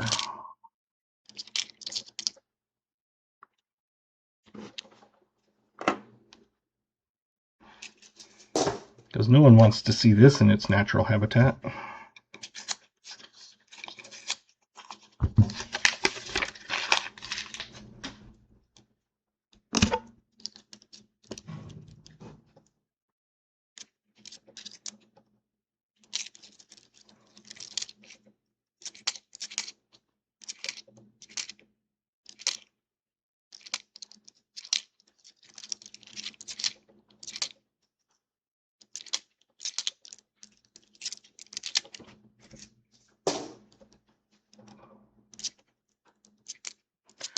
Usually, if the power bumps, it's not for too long, so hopefully it doesn't completely kick me out. But if it does, I will come back on and maybe have to restart the live stream. Hopefully not, but just to let you know, there is rain coming down and powers have flickered a couple times.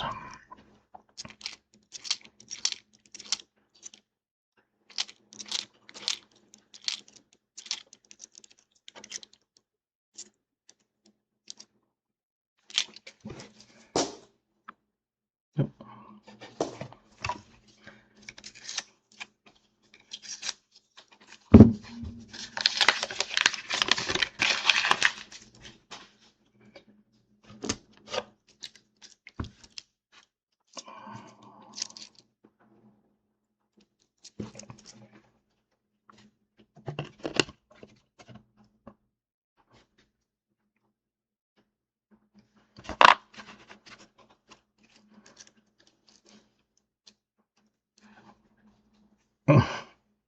I sure hope not.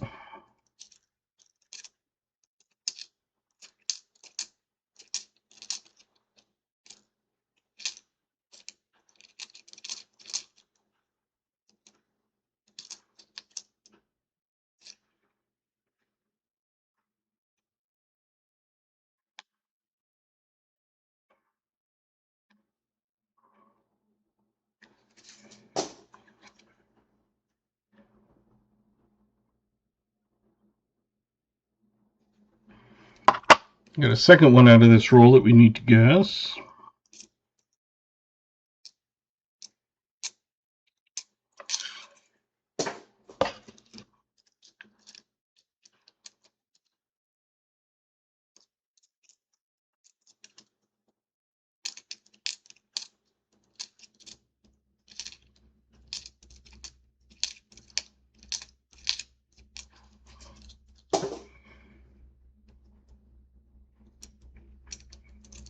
We got about 20 more seconds, and then we'll flip it as I go through the last of these.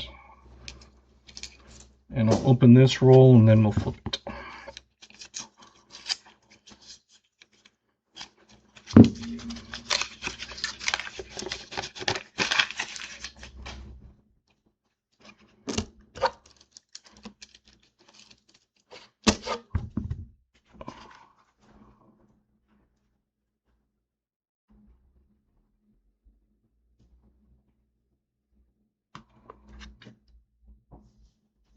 And on this one, if you notice, there is a D, unfortunately,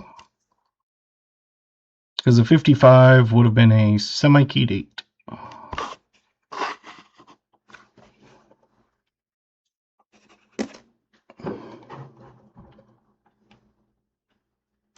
Oops, wrong one. There we go, 50s. We now have 4.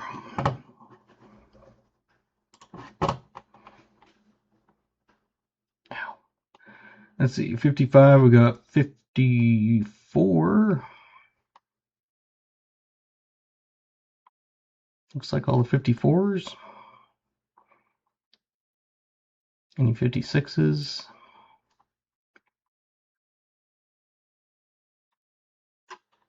I'll just put all the 54s. I got Garrett. Oh, let's get my fingers on the right keys.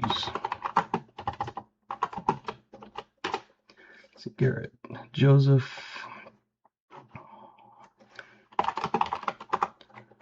New Marsh, Yenny,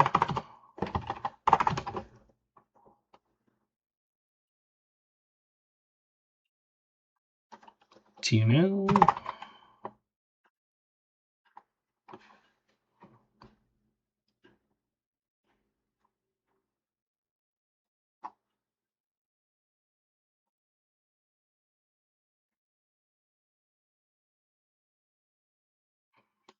so I think I had Garrett, Joseph, New Marshall, Yenny, and TNL.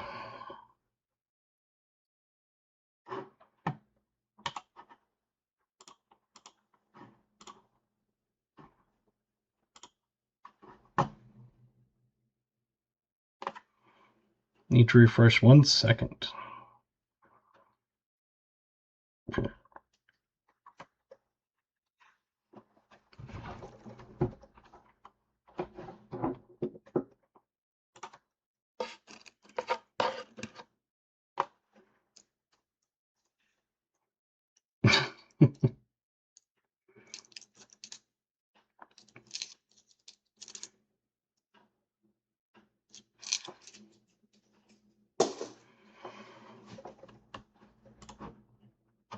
All right.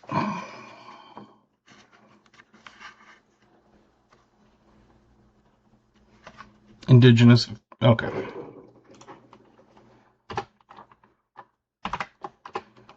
I'm just abbreviating it IT. Now, see, this one is a filly, which would have been nice on the other one if they could swap. If that 1955 Denver and this 55 Philly could swap mint marks, would have key and semi-key, but unfortunately it's just a 50.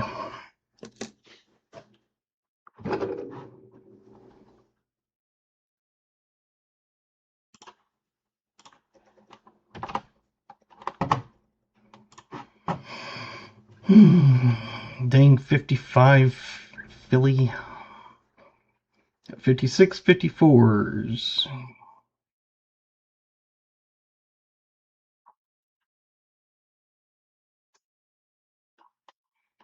I don't see any 55, so 56 and 4s.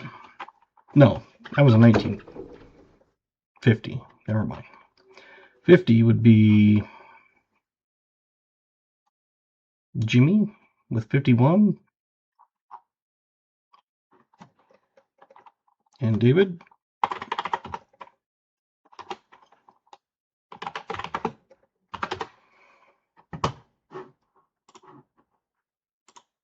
Hopefully those are right.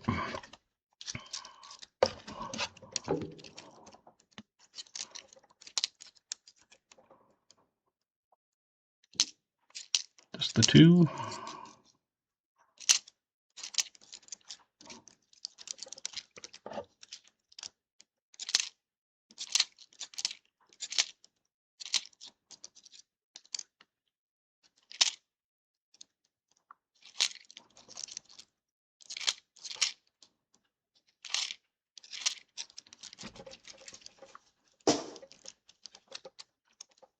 Oh, yes, you're right.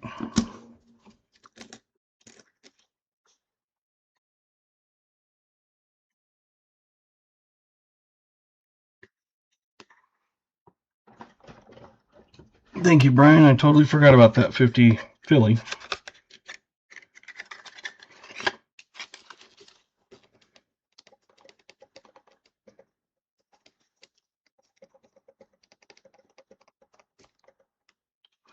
The 50 is 9.796.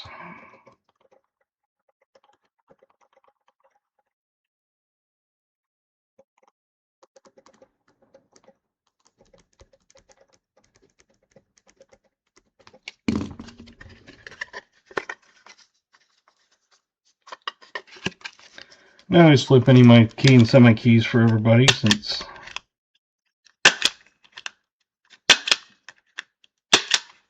they would get mixed up in the splatter of all the other coins. Then if you want to take it out of the thing, you're welcome to.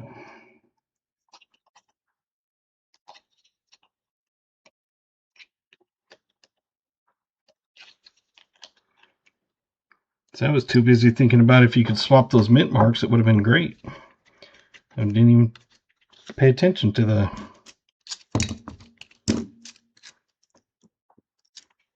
semi-key one.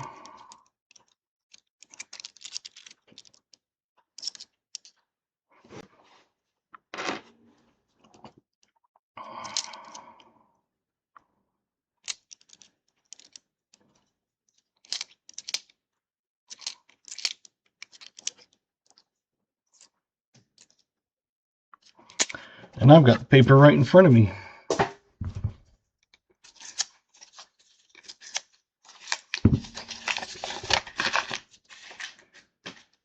That's why I'm lucky to have you guys.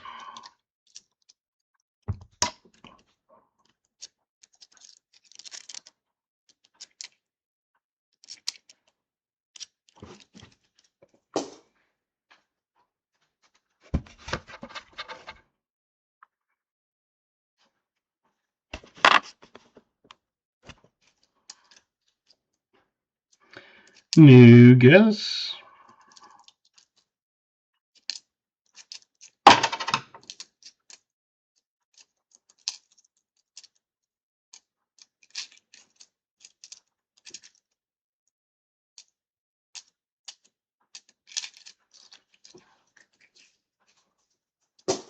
Nice.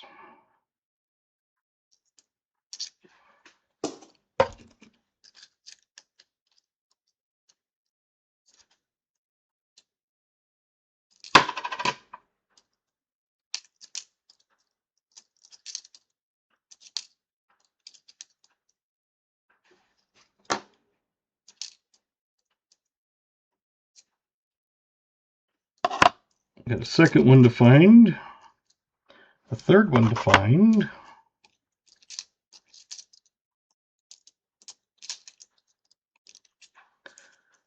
Let's finish those up because now we have two more to find out of this roll.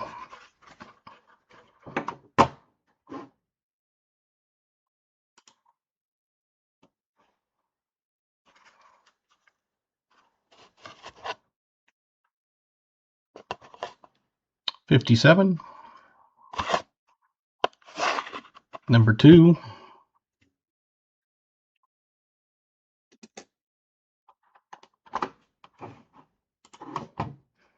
And we had a few, it looked like.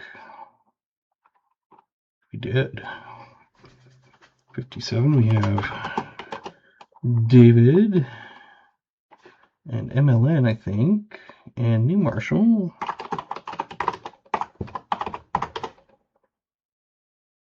And BH.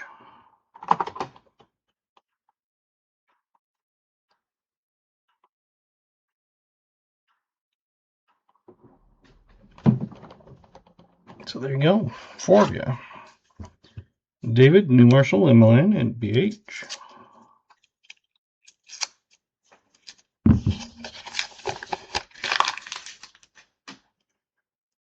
It's kind of nice when you get a little bit of a backlog because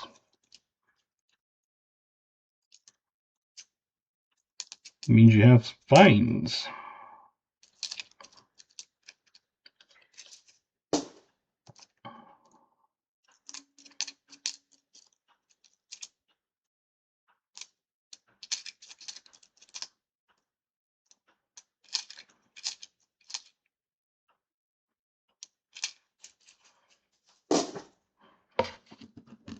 I got MLN. I just say MLN instead of Maple Leaf. I'm just being lazy.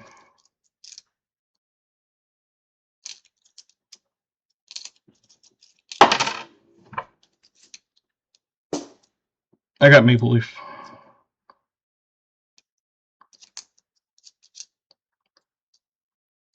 I put it down as MLN instead of spelling it completely out.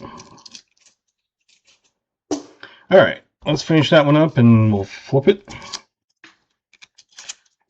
Because we've got a third one to find.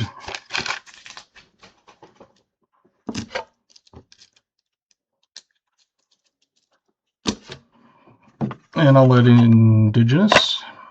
It's a 54. And And your third one of that roll.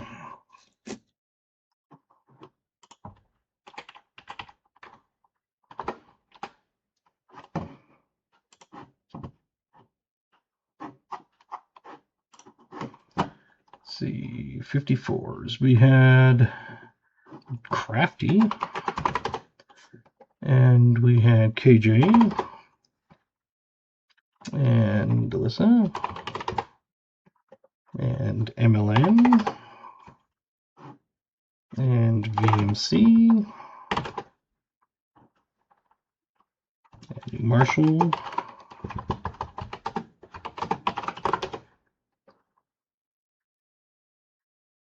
and Mike Schleis,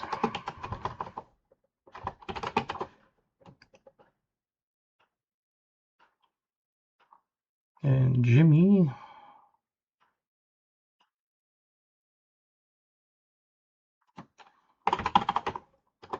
and Mark S, and Coin Cody, and IT.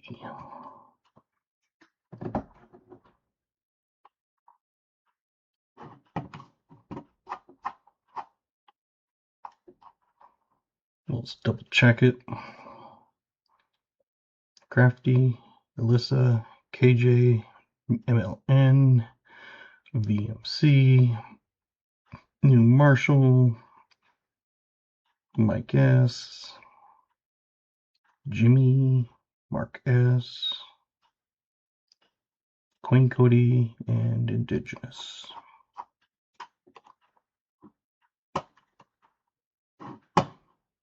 There we go, just a few. Almost had to take off fingers and toes to count all that one.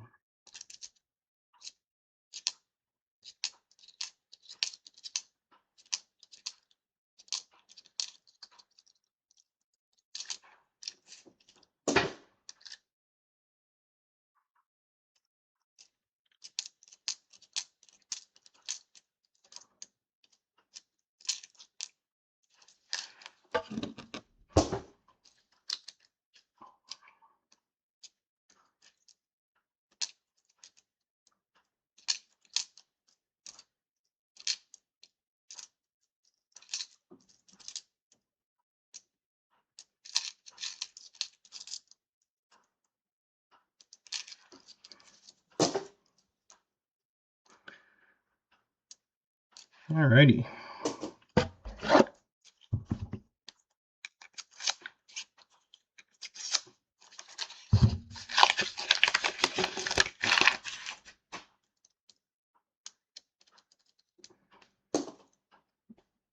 Oh, thank you.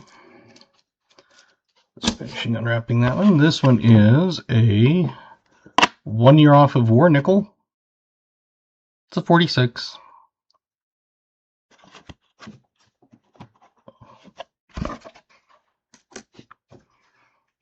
That on board. 40s, there's 3 of them now. Oh, sweet. 46. Okay, we got Brian R, JC, Joseph, Mark,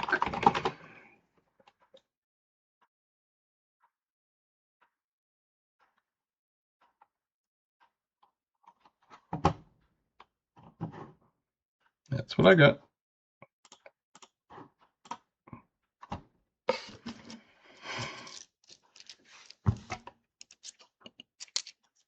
Okay, yeah, I was, remember you said wait until like the 15th or something, so I'll get that in the mail tomorrow to you, William.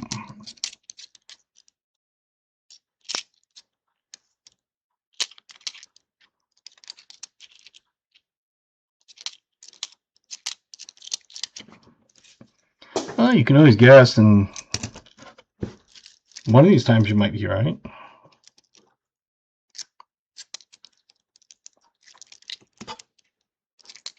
As I already had it packaged up because I had made the label for it, and then I was like, oh crap, oops. So I refunded the label so it wasn't sitting there for 2 weeks. So now all I have to do is just reprint the label.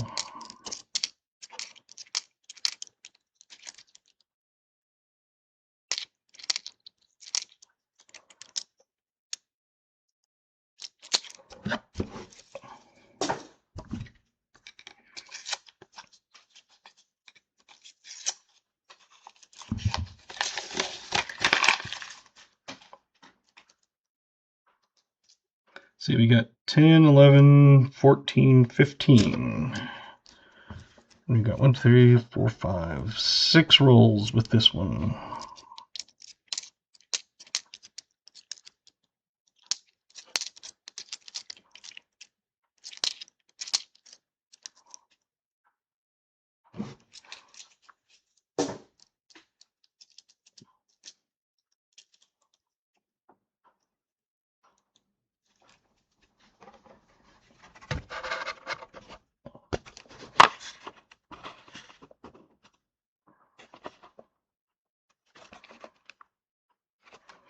It's got like the Black Plague or something on it.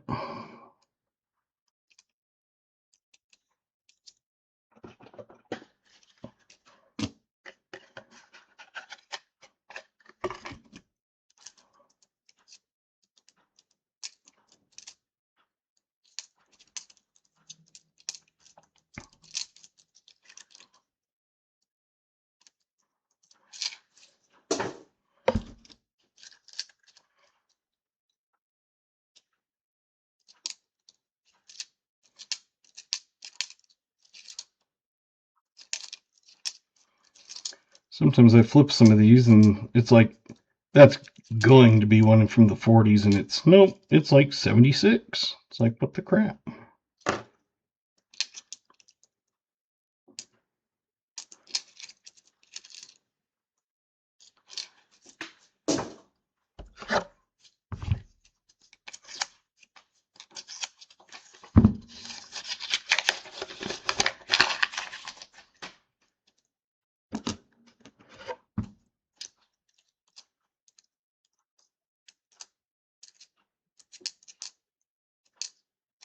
Because before I used to just put them up and then I'd flip them over and they were all 64s. It was like, one night I think we had like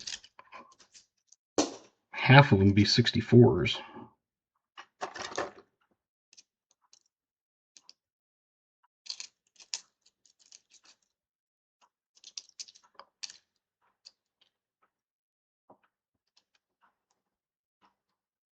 Hey, Hunting Southwest.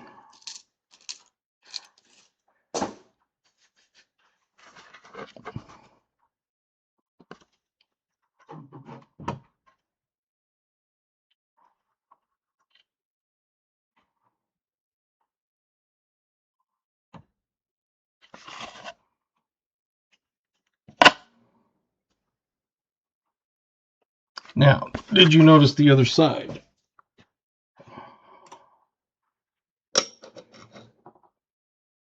It's 48.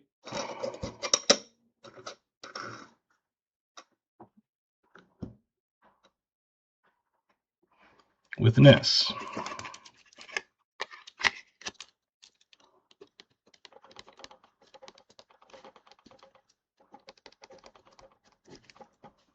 A 48S has 11.3 million for a semi-key date.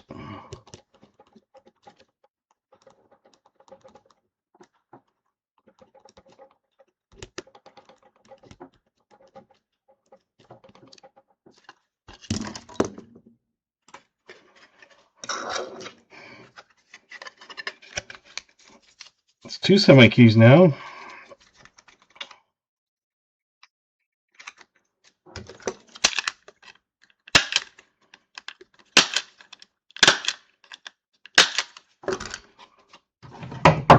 A 40 and a 50.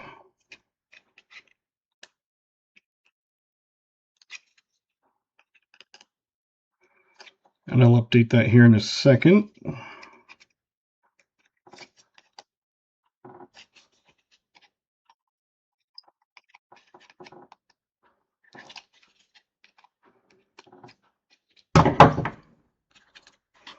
So we now have 2 semi-Q8s. Let's see, get this on here.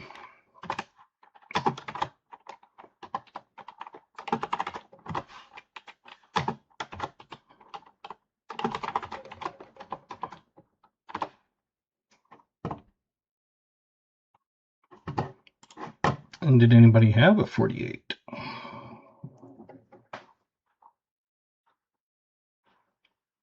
Jimmy. 74.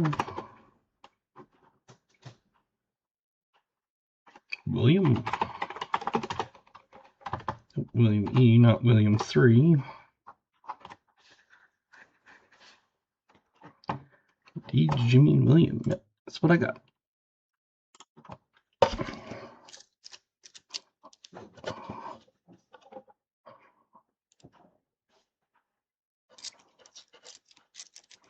I saw the date and I was like, okay. And I flipped it over and I saw a mint mark. I'm like, that looks like an S. And it was.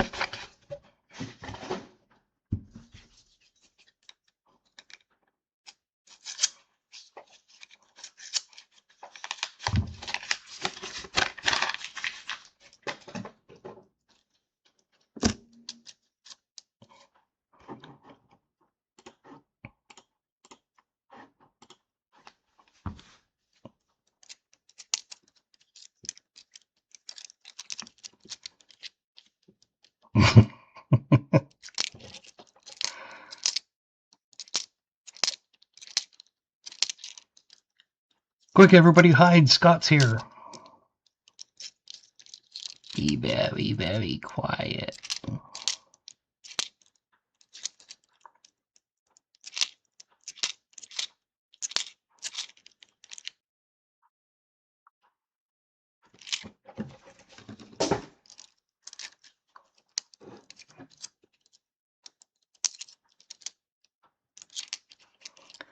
Been a few nights where we've hit our 50 likes, but that was after the stream nickel part ended and we were in our late night, whatever I happen to be opening part.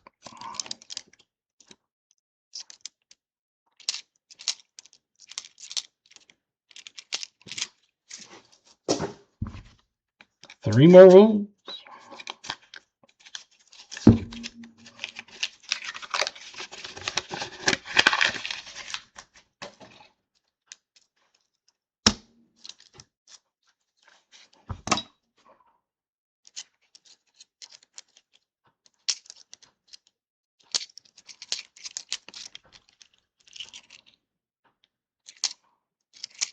You'll have what I'm having.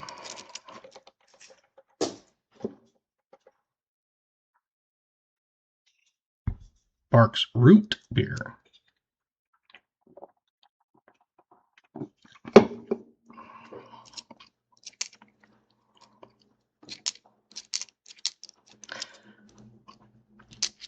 Like I said, Barks has more of a bite to me, and part of it is because it tastes more like homemade fermented root beer.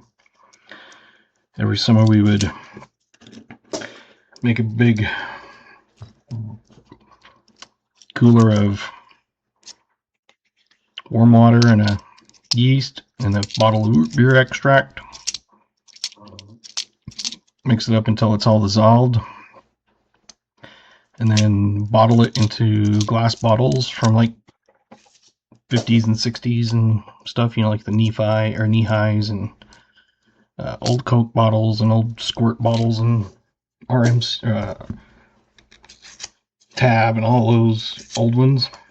and then would bottle cap it, and would put it in a box layered between some blankets for like 5 days, and then would pull it out and throw them in the fridge and drink them.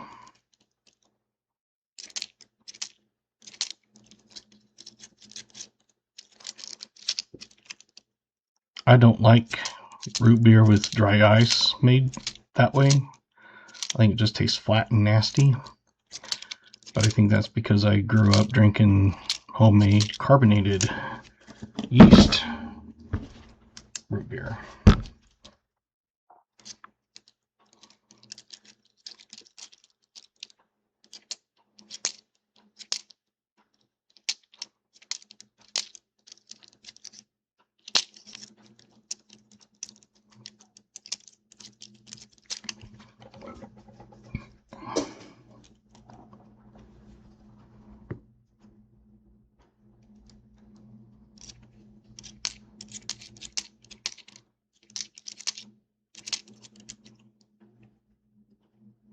Yep, one roll left.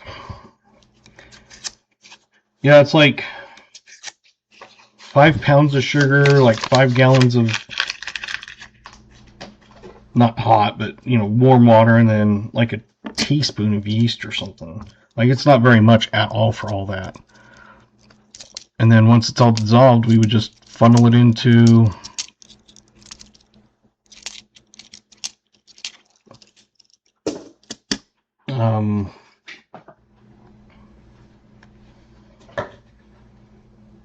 I think I've actually got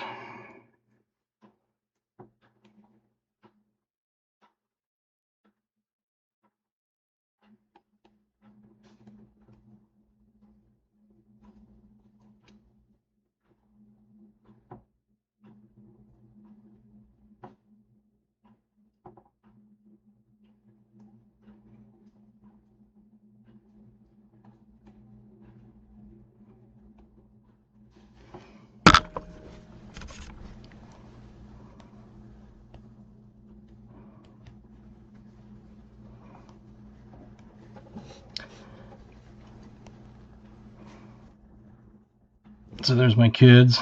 We're bottling old root beer.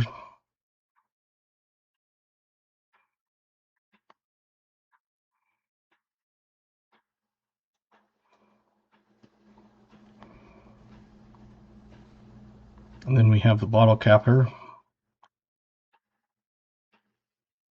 So you even have ones like Nesbit's, things that's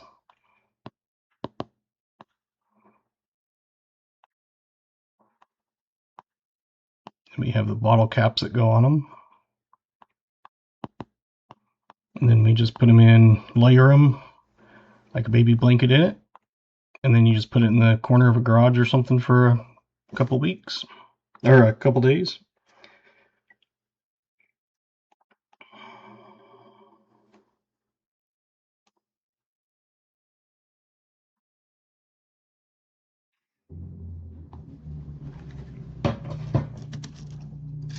Did you ever brew beer or make? Nope, I never did.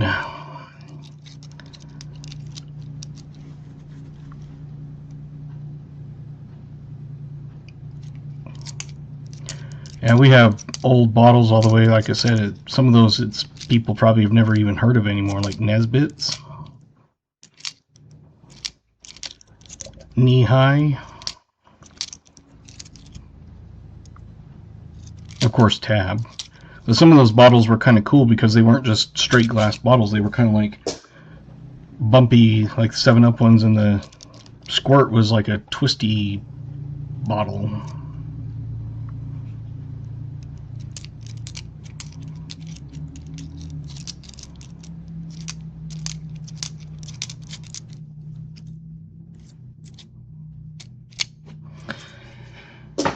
All right.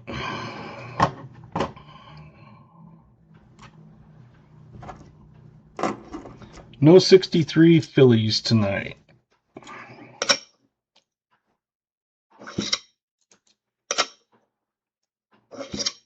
So we only have 64 Denvers. See, why can't you ever get a good one in that condition? or like a D over D in that condition.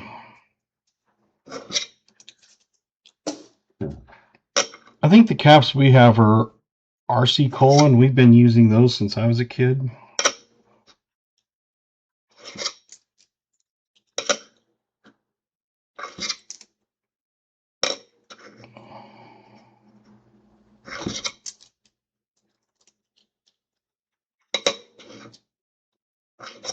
Surge.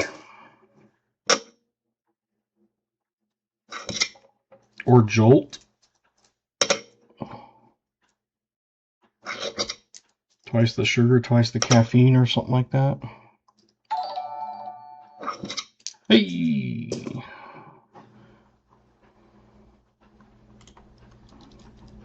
Thank you, Scott.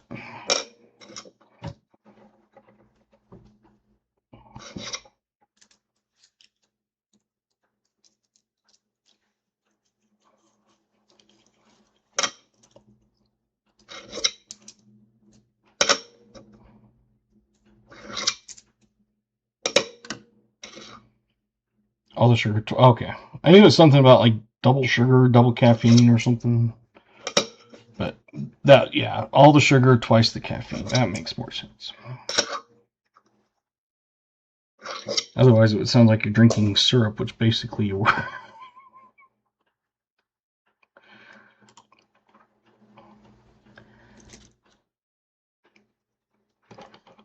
Well, we got 3 2009s.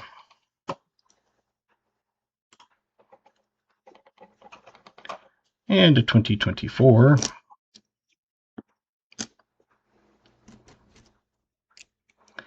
And we had a 54, a 57, a 55, 59, a 57, and 58. And a 50p. So 1, 2, 3, 4, 5, 6, 7. Yep, that's what I got. 40s, we got a 46, a 40, a 40, and a 48. So 2, 3, 4. And the star of the show, besides the semi-keys, a 1926, which I know it's hard to see on there, but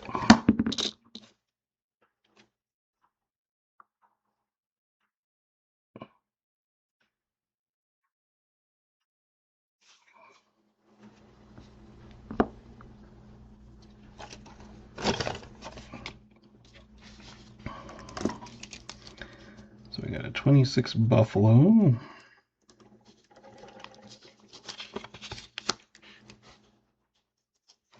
We got 40s, 4 with 1 semi.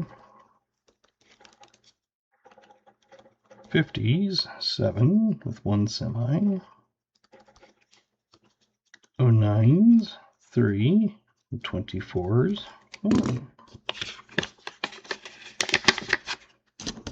Not bad. I'm finding a couple semi-keys and a Buffalo.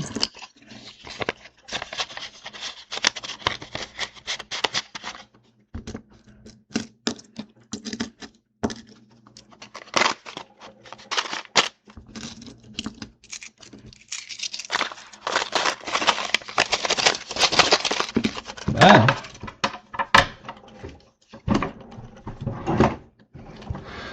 A second, I dropped it.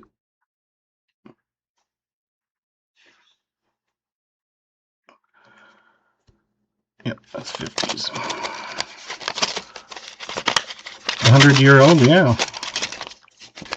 Especially when you need it.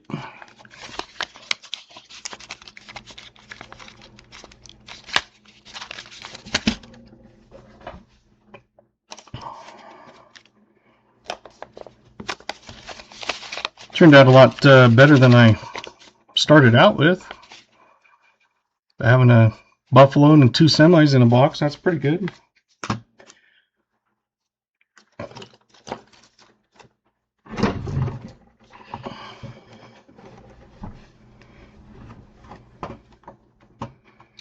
And let's see, I think there was 2 of you that had 26 exactly, which was 74. 74's been on it. He got his name on the wheel for having a box. He got his name on the wheel for having the right drink. And he got his name on the wheel for having the oldest year.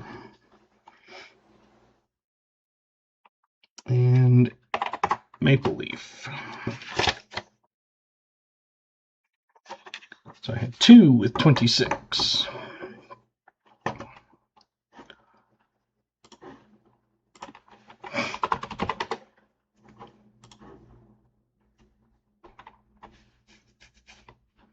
Here's your chance to get on the wheel if you haven't.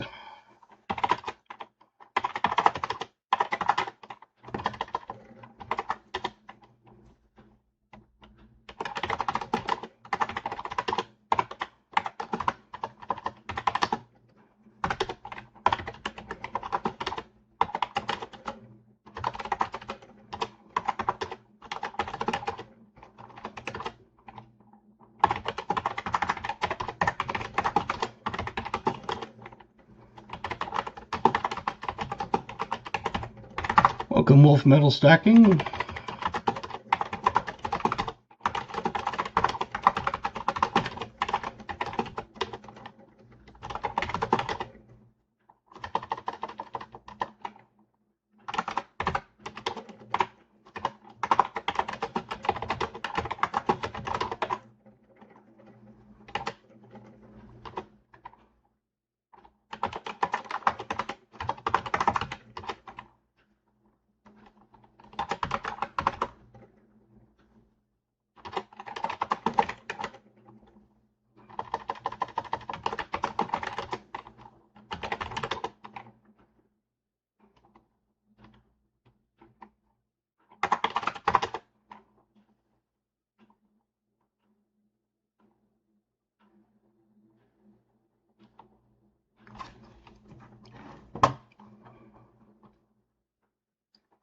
Let's make sure I've got everybody so far.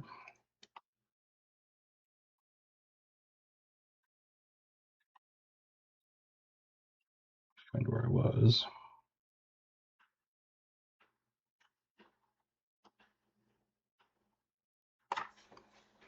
Let's see. KJ, Jimmy, MLN, Scott, Billy, Jim, Joseph, VMC, Renee, BH, David, 74, Joe, Brian, Mike, Wolf, William E., Michael R., New Marshall, Garrett C., Marquez, Katita, Thomas Wells, Queen Cody, JC, Fleabag, Yenny, Crafty, Captain Vic, Alyssa, and N. Marsh. Anybody else?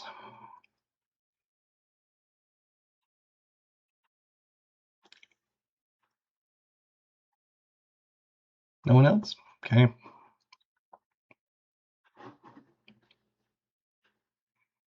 Then we're going to go to here. We're going to shuffle, and when DHC gets straight up, we will spin it. 81 names.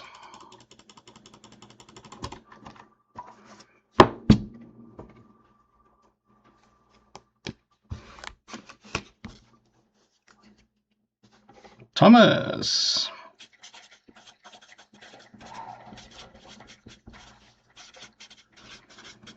See how many times you were on there. You had 81 names, and it looks like you must have been on there one time, because there's no remove all.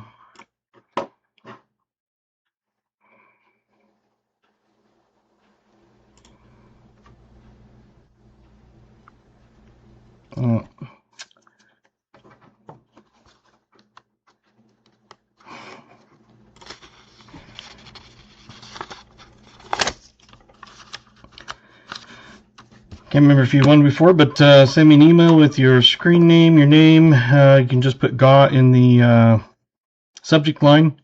And then the easiest thing to do is just put wheel and whatever you choose as your copper round. Did we get 50? I saw we were at 49, someone said.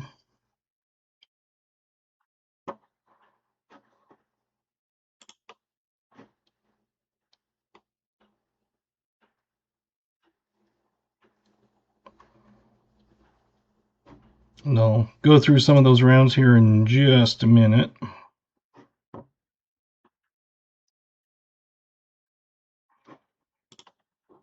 Well, I am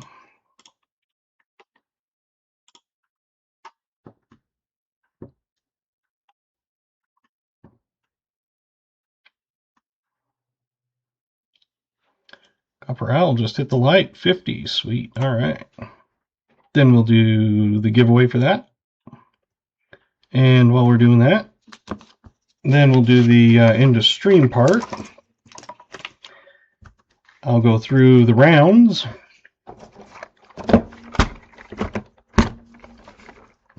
Like I said, I did get a few new ones besides the normal ones. So if you put in what you want, I'm not going to see it because I'm showing them off, so you'll want to wait until a little bit in here in a minute.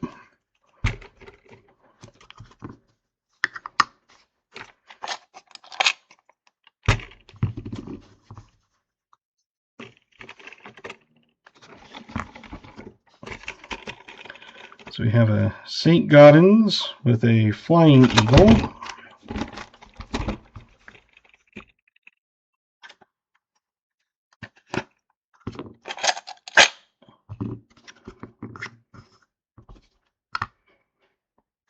St. Gaudens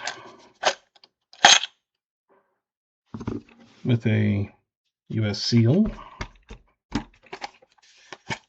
These are the new ones that I got in. We do have a Bitcoin. Hey, Jenna Nesbitt just subscribed. Thank you.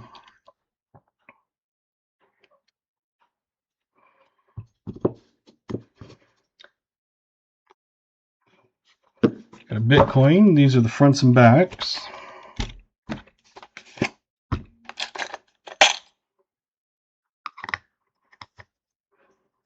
Got a Year of the Dragon.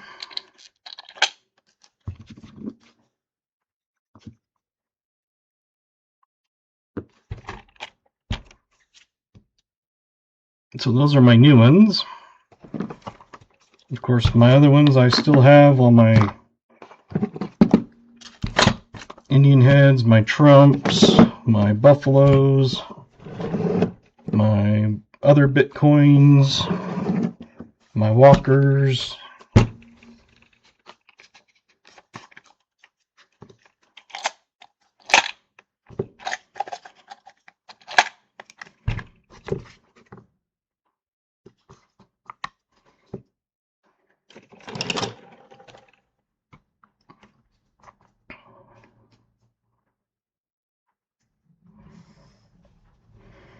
Yeah, I don't know how it does that sometimes. All right.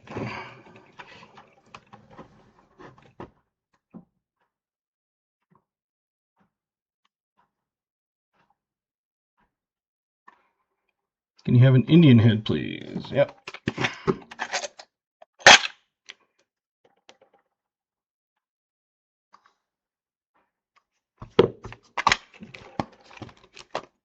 I can do that for you. Luckily, I saw that.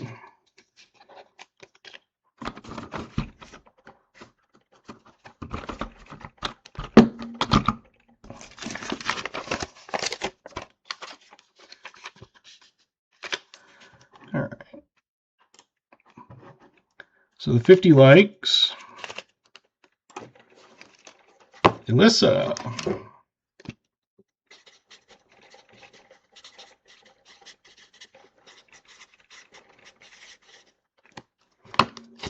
Congratulations. And we'll do an end of stream now.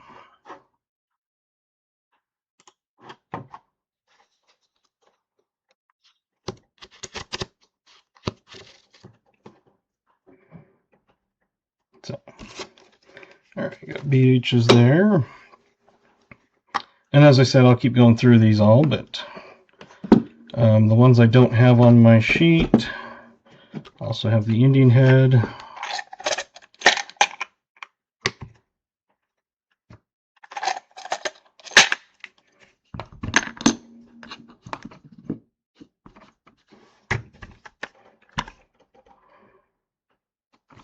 Buffaloes, the Walkers, the Trump, and the other Bitcoins I already have.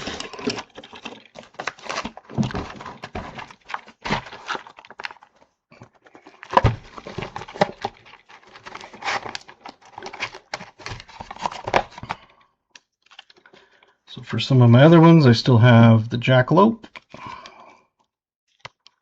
If you want to see them any closer, just tag me so I can see them, or if it's one you want. I got Air Force, Aim High, Fly, Fight, Win. Got USS Constitution. Got an Abominable Snowman. COVID-19 2020 pandemic. I've got a Lincoln Wheat with the mint on the back.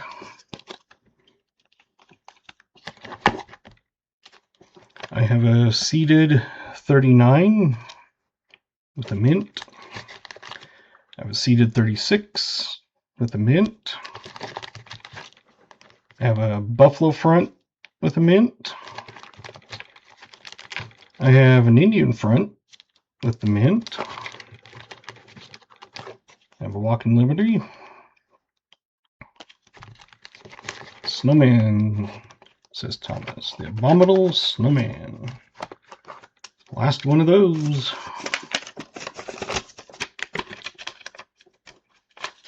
Okay, your Abominable Snowman for you. Let's see. Got the Walking Liberty. Got Buffalo and Indian around.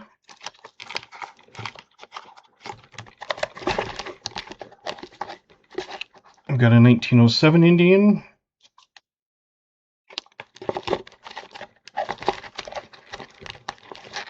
I've got a 1911 Indian.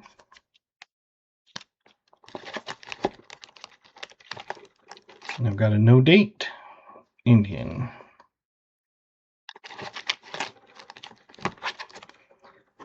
Going to resume it while I finish these. I've got peace dollars.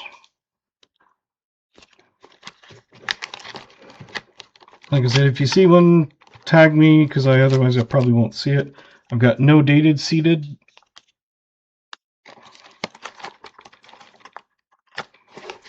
And then all my other ones, which are these. I may not have 33. I think that one might be gone. No, I haven't. No, let's see. Let's see if I have more than one. Yes, I do. Okay, I still have 33. Never mind. That was my bad.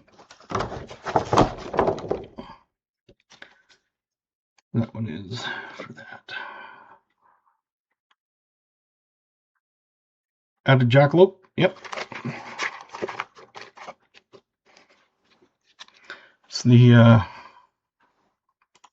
mythical creature from where I grew up.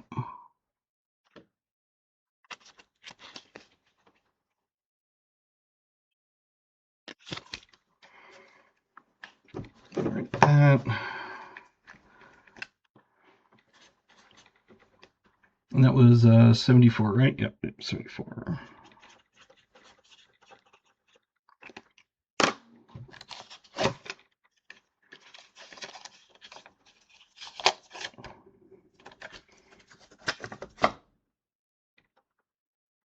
Alrighty.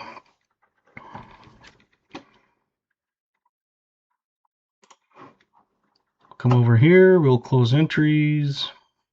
Make sure Muscle Shell got in. Yep. So 33 people.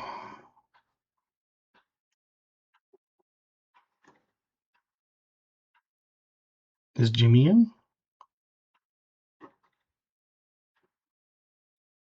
Yep. Okay. All right. Closing. Picking. Crafty.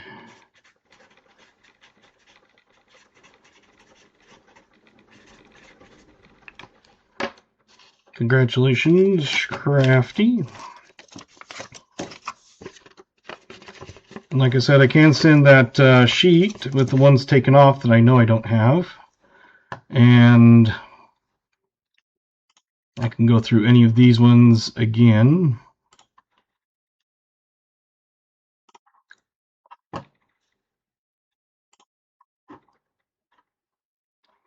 Alyssa says I'd like the 1877 Indian.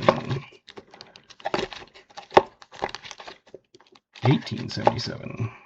Is that the Indian head? Oh, the Indian head scent. Okay.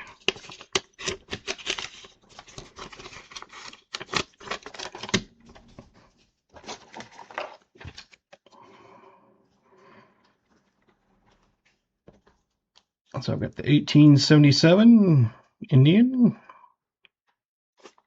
Now I can get that to you. That was for Alyssa.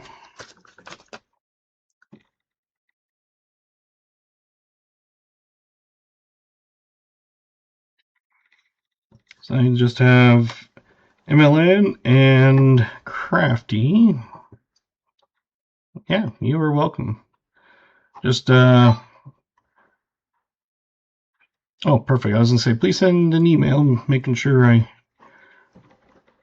got your address and everything. I think I do, but can't remember. That's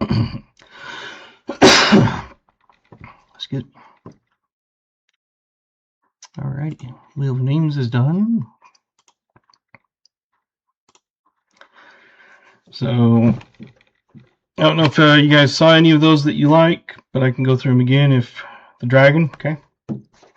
I was wondering if you were going to kind of guess that one, or take that one. Seems like you'd taken a dragon one that I had before. But those St. Gaudens with the Flying Eagle and the US Seal were two of the new ones that I got, along with this Bitcoin, which I still have those Bitcoins, so a little bit different. No one ever takes them, so. Oh, you're fine.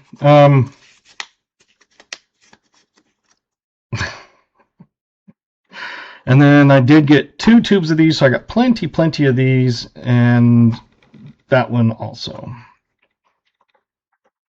Are you eligible for both? Both what?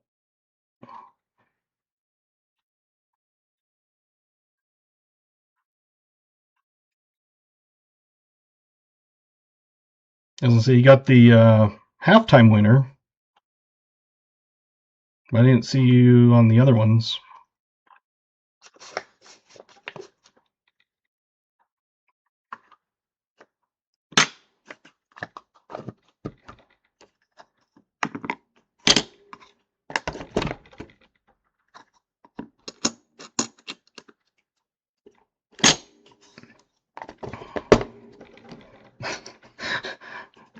Maple Leafs fired.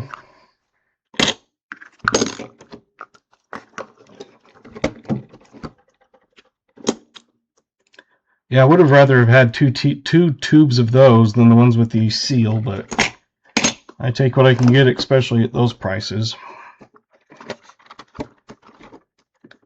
So, as I said, if you know which one you want or anything, just the oldest date. That was your name that went on the wheel. So it was you and 74. I put your names on the wheel on that.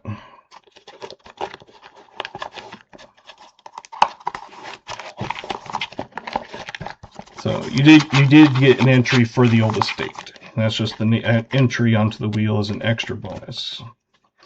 So if you got the drink and the oldest date and at the end of the stream wheel, then there's at least 3 guaranteed, plus any that you guess throughout the night. So.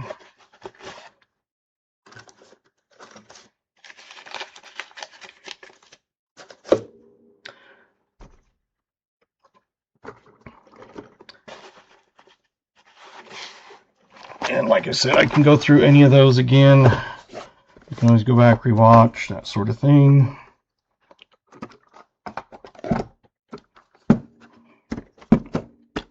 Move these all up out of the way. Some of them I still got tons of, some of them I've got a few of, some of them I've got tubes of.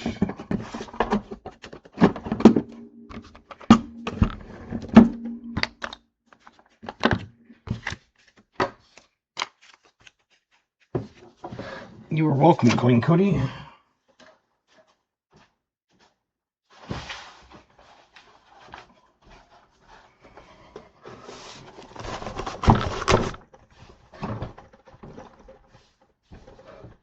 Let's start from the beginning. I can go through it.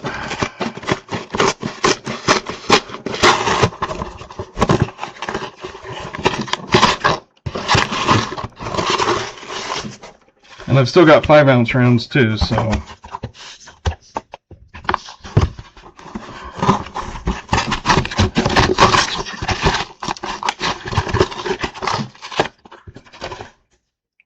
You are welcome.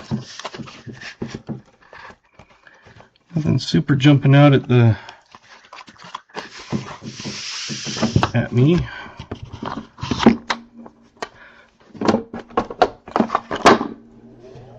We did get the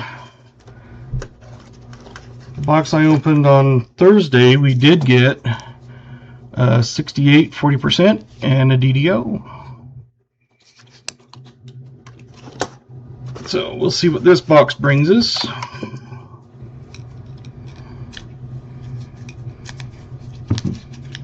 I haven't been averaging as many nifsies so far. I've only had, I think, 15, something like that. That's a 2001.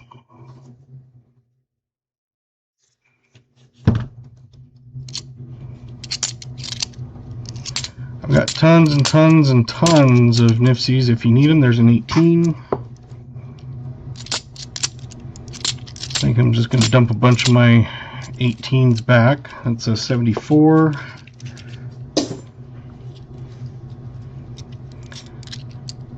But if you're looking for them, I am building a few sets, so some of them will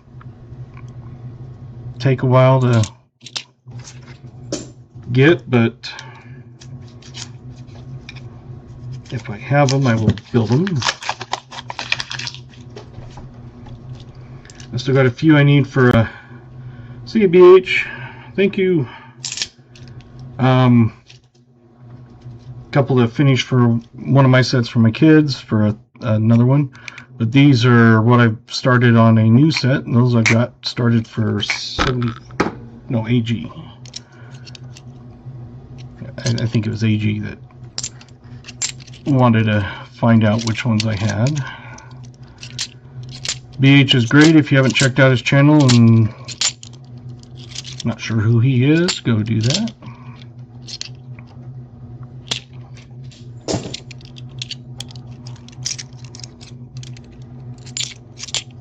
And everybody in here probably knows, but in case if someone's lurking.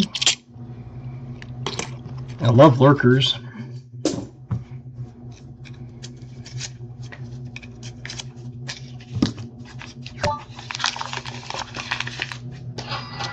Thank you, Crafty.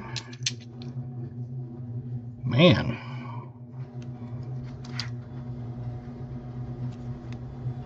That's ugly.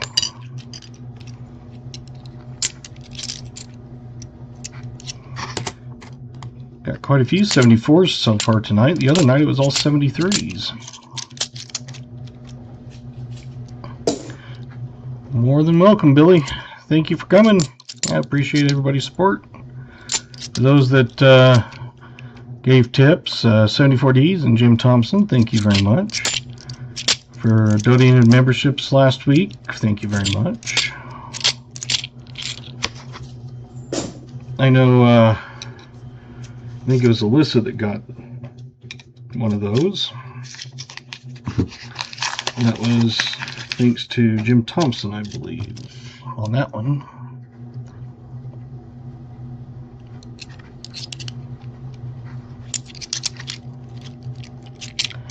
Hey, lurkers are great. They still add watch hours and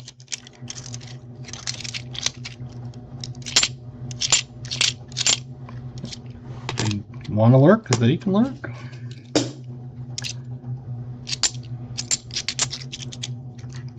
And for those that are heading out, thanks for coming. I'll be on Thursday. Thursday is, I think, BH's box, and then I've got openings after that, if I remember right.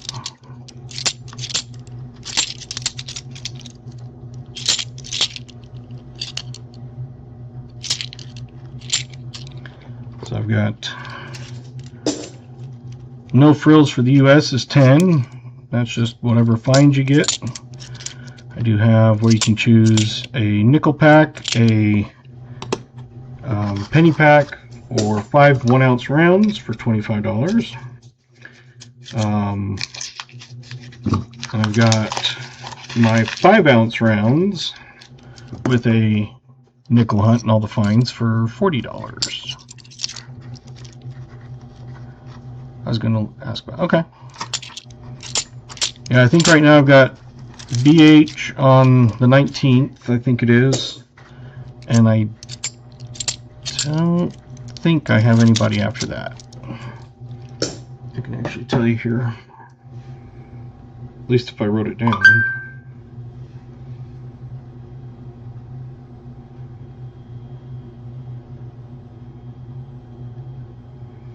Yeah, I think on the 23rd on, I don't have anybody scheduled, so.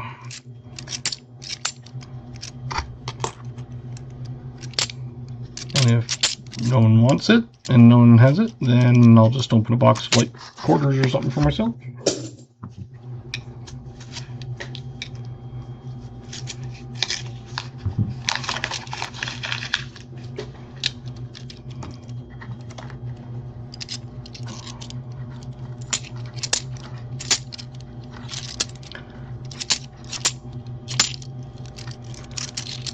Is this one of those that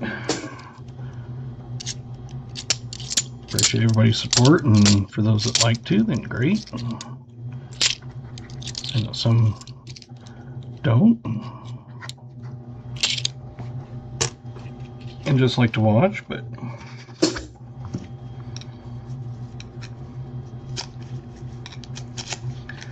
it's one of those I never really expected to even really be selling boxes until recently, so just makes you think it's super true.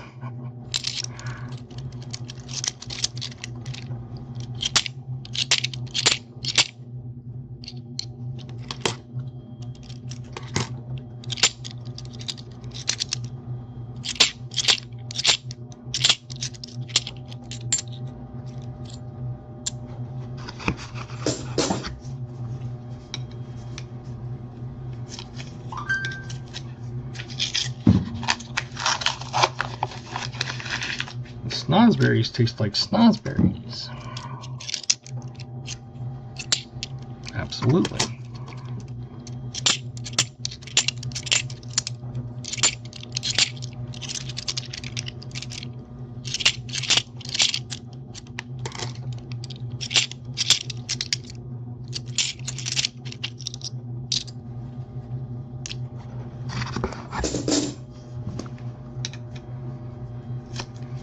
Here's a Moses.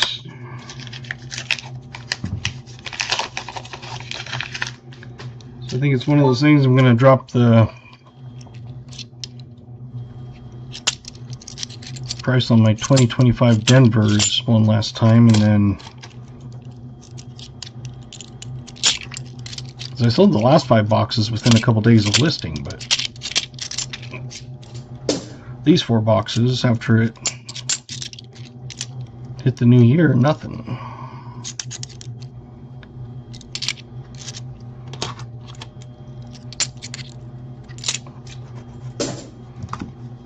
So I put those on for what I sold them at the first time and the other time.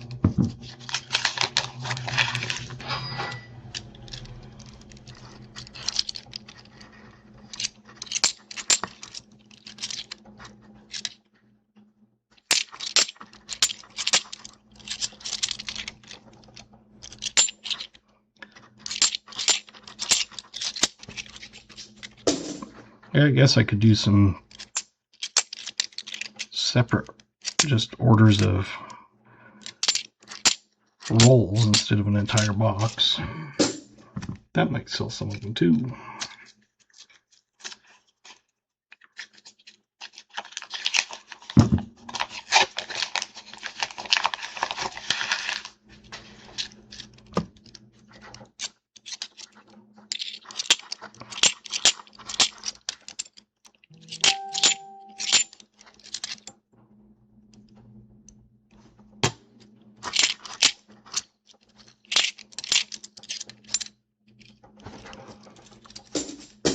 Pretty sad, one Nifsy out of 11 rolls.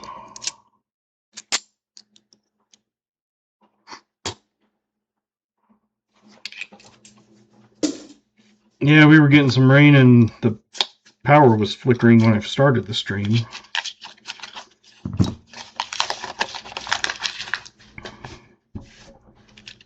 And there was thunder.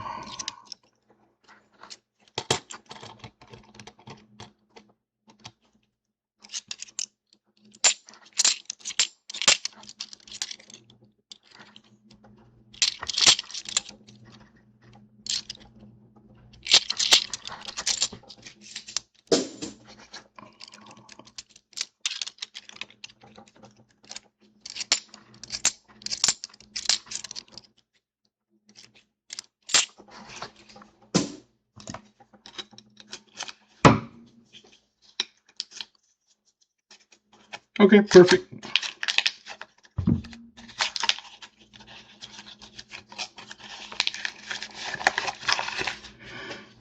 A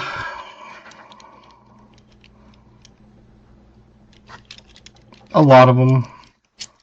I think they get more hype than on some years than they need. Like 2018 is ones I find absolutely buttloads of. 2025 is considered nifty. It's one of those that's kind of cool to put together, you know, a set or two or something, but I'm not going to go out of my way and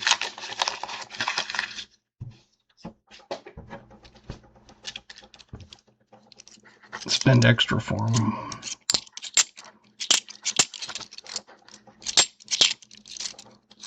That's why when I've sold 5 boxes of the 2025 Denvers, it was like, crap. Okay. 2025 is considered an FC, but I think there was 18 million minted or something, so I'm not quite sure how that's in this, when the other years are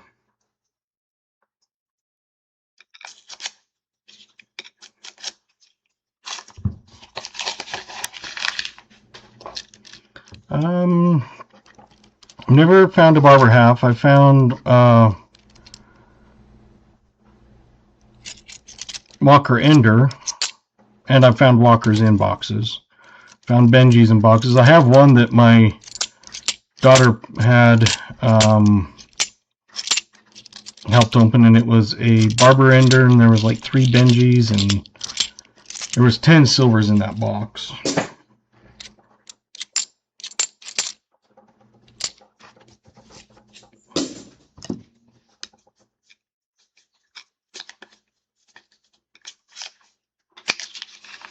I know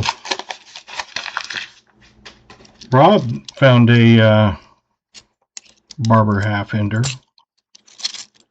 I think there was one in the inners of them also. I can't remember for sure, but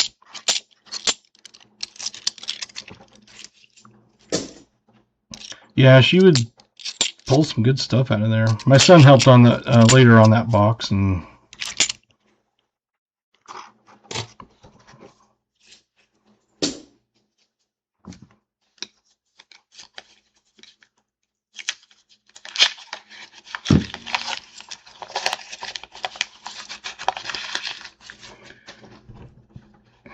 it had been a while. This was my first 40 for the year, and that was after 10 boxes of nothing. Hadn't found a DDO for a while. I finally found that in the same box. 2012. Second Nifsy. I do keep track of them, but it's not like, oh. Because I'm one of those, I average 18 Nifsies per box. And it's just crazy that I know a lot of channels, they are finding 3 and they are like, oh, 3 Nifsies. And I'm like,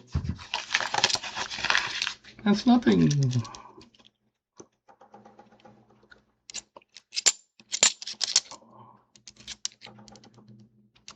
I had one box where I found 2 72D NoFGs and a 82D NoFG.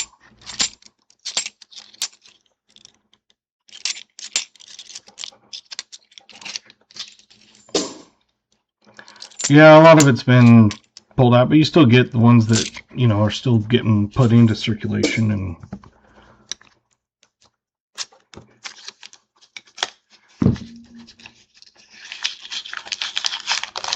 I was averaging 0.4. Hey, CAG thinks 0.4 silvers per box, and then in the first half of last year and the last half of last year, I ended up with a 0.8. So I went from 0.4 to 0.8 in the last half. But I walked into my bank and they said, hey, you're the coin guy. This is a fake one, isn't it? And I said, no, that's a silver proof. They like thought it was fake because it was silver and a proof, and I could just tell from the edge it was a silver, and I'm like, yep. So I said, I'd buy it if you want. And they're like, okay. So they sold it to me for $0.25.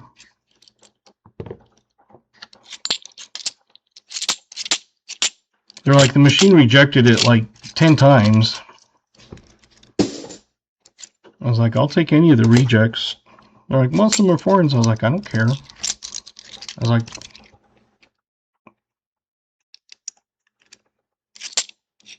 hey, 2019.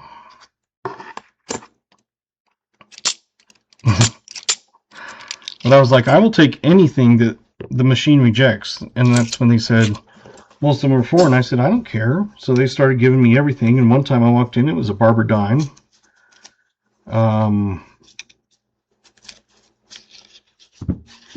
But I just told them, I don't care what it is. If the machine is rejecting them, I will take it.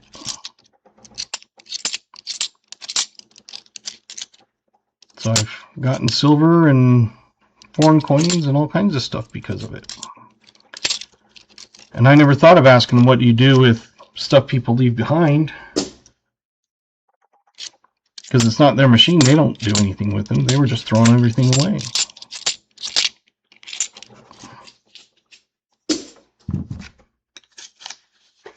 And then I take them cookies, and they love that. I just took them a dozen from a place that just reopened after some vandalism, and they were closed for a month because of the winter also. And I walked in with them, and they're like, you're too good to us. I was like, no, you're too good to me. I'm like, you're the ones that buy, get me all the boxes for me to buy and find things for me to keep. And yeah, that's like me. There's 3 banks in town. One of them won't give you the time of day, even if you have tons of money.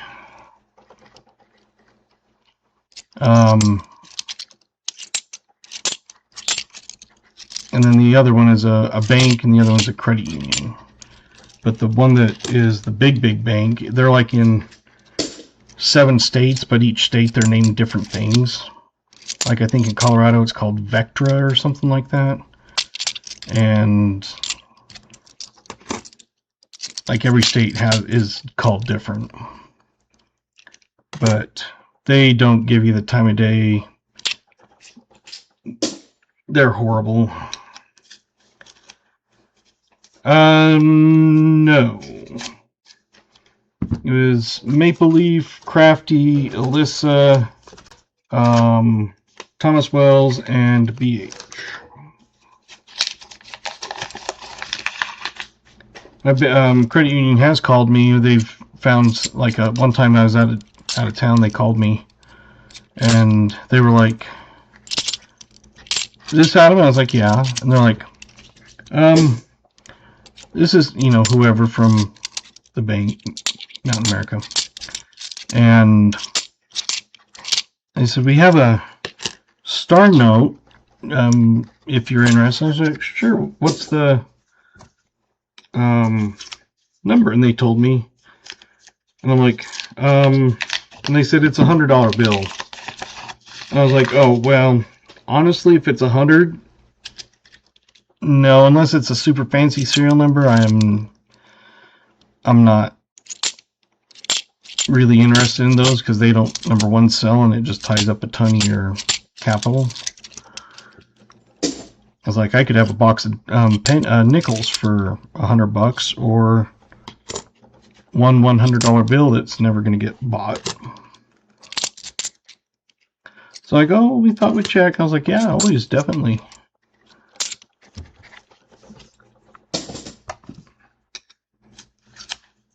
Yeah.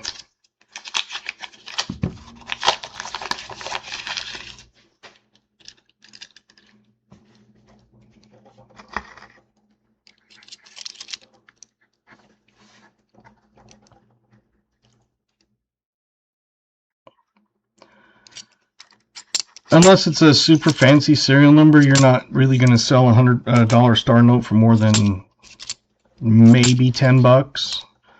And then if you're selling on eBay, they're taking, like, on coin, they take 13.25%. So by the time you're done and you ship it, you've made maybe a few bucks. It's just not worth it. If they're ones and fives, twos, those sell decent if they're good enough.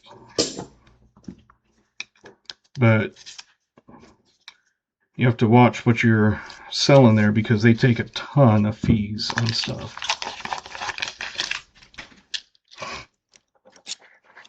Like when I sell my $50 boxes of the 2025 Denvers, I sell them for $1,000. They're taking 13.25% right off the top, plus a 40-cent listing fee. You know, gotta love that 40-cent listing fee. They gotta have that. They just made 13.25%. You know, $132.50, but they gotta get that 40 cents. That's why I've always told people, if anybody ever wants to buy anything off me, let me know so I don't have to put it on eBay.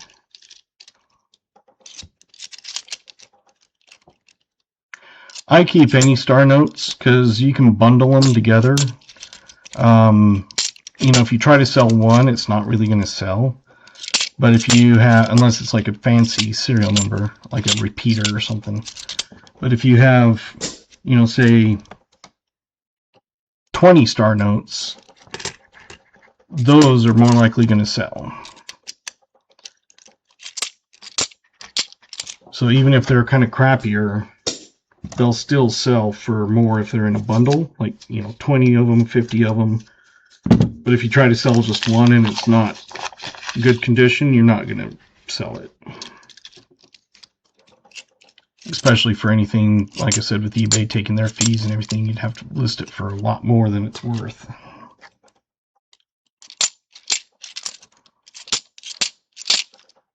But if you had it in, say, a lot, and, you know, you can just say, you know, a lot of 20 ranging from this to this in condition, you know, and you show pictures, people will still buy the lot because, number one, it's in star note, and they're going to get it for basically nothing except for face value, because they're looking at buying the other ones.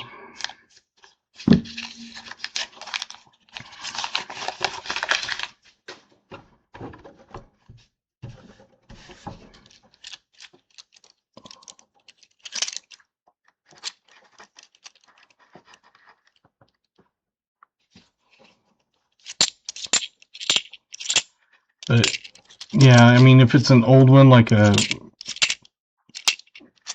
even silver certificates, even if they're not great condition, they'll still sell, just not for premiums. They'll just, you know, you're looking at getting about no more than 50 cents at the very most. And if it's ripped and torn, you're not going to get any premium at all on it. But like I said, if you say, hey, I have 20 of these and these are what they are, then it's a way to get rid of them and still at least get face value for it. I mean, the worst you can do is spend it at a bank. Yeah, if silver certificates are like really good condition, you'll get a couple bucks. But if they're in circulated condition, you're lucky to get $1.50. And again, after eBay fees, you'd have to sell a whole pack of them, like a whole bunch, 20 of them, 30 of them type thing. 2018? To really make it worth your while. See you, Brian. Thanks for coming. Appreciate it.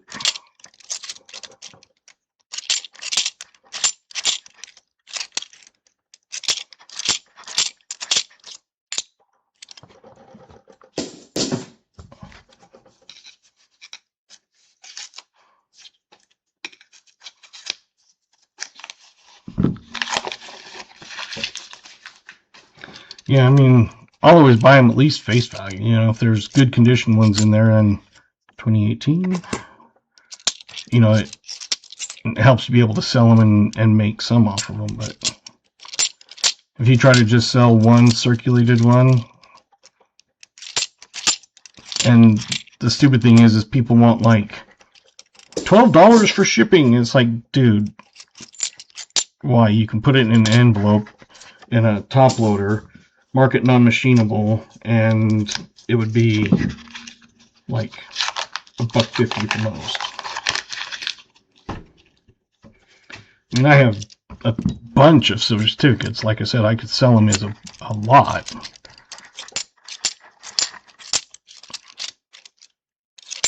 But just trying to individually, yeah, unless it's like gold certificates, those are ones that even in not great condition, you can still get money. Same thing with Africa and North Africa note, or Hawaii and North Africa notes.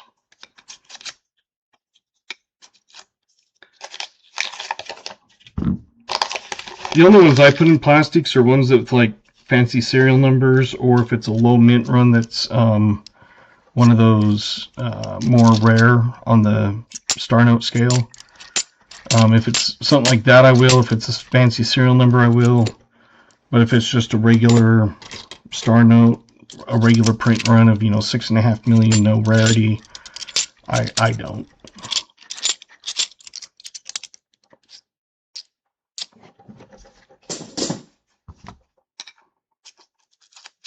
I've always I wanted to always get one of those sets of Zimbabwean notes that are like 100 trillions and stuff. Gold certs, you'd have to look at what they're selling for. I don't know off the top of my head, but usually like a $5 gold, you're probably looking at least 25, probably more.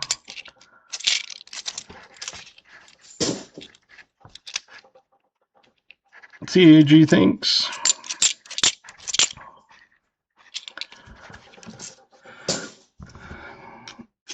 But the thing on those is you have to put in what you're looking for on eBay, but then you have to do the advanced search and put sold items. Because people will be like, oh, they're selling for all this on eBay. It's like, no, they're not. They're listed for that. You can list a stupid, crappy note, 2018, for $1,000. Doesn't mean it's worth $1,000. So you have to go into the sold listings and look up what sold values are. Like when I was listing my boxes of 500 or 2025 Denvers, there was people listing them for $1,500. There were one or two that had sold at that, but the most recent comps were like $1,200.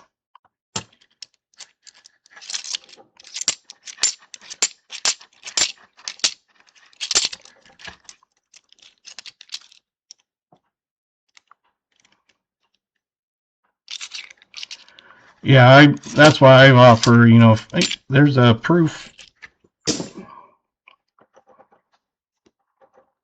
2007,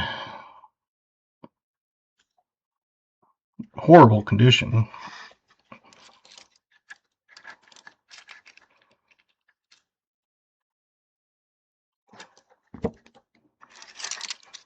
I still keep them just because.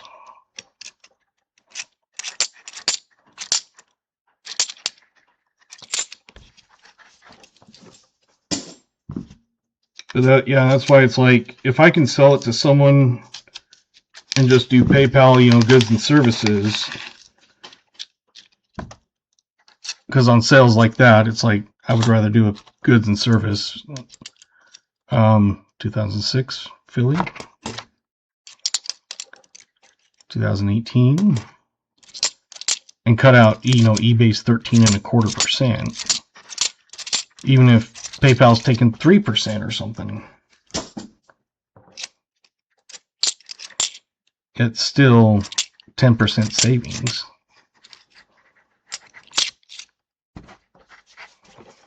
Yeah, I do it well, I use Streamlabs and I connect it through to YouTube. So I don't do just straight off of YouTube. I stream it in Streamlabs, like the fines and the Stream Boss and stuff, and the 11 count and all this stuff down here. Scrolling is through Streamlabs desktop. I've never done the app because I don't do it on my phone. Yeah.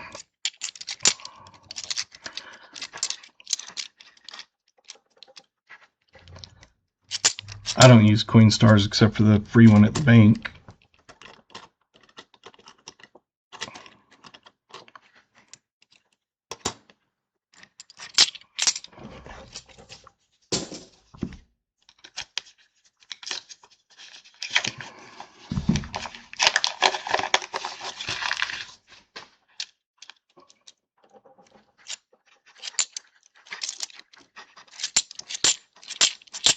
So on YouTube, I set it up as a stream, and then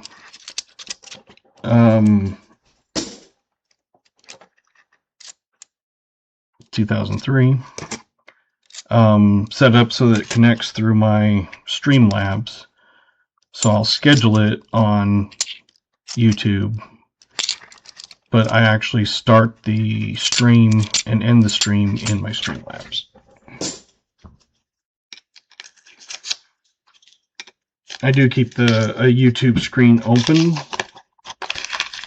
so I can see like the likes and things like that.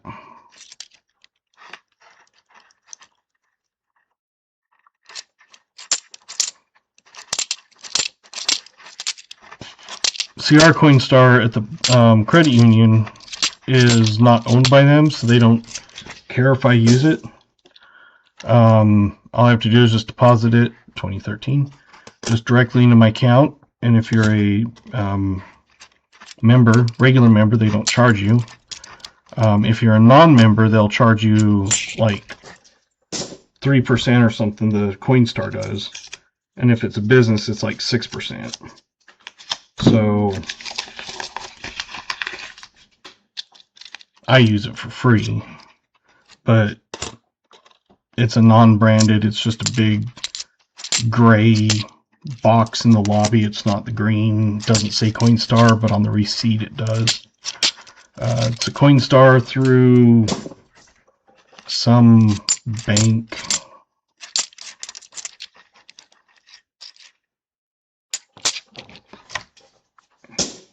Yeah, the regular branded ones are, but the ones at the bank, it's, like I said, businesses are 6, and non-members, like if they're cashing it in to go up to the teller to get the cash, they're like 3% or something.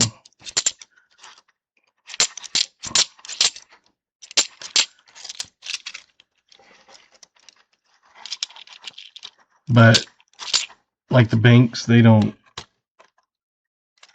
make you roll them. The one bank has a coin machine. I asked if I could buy their bags, but they said that they re-roll them themselves. And the other one, like I said, is they have a drawer with some cash and stuff in it. But like if you want to withdraw money and you go to the teller or whatever, they don't even really do it. They put the money and stuff into a machine, and it will count it and sort it and everything, kind of like an ATM. And if you withdraw cash, it's the same thing. You can put, you know, I want X dollars this, X dollars this, and X dollars of this, and it'll spit out what they put into the thing. So they don't even handle cash and coin.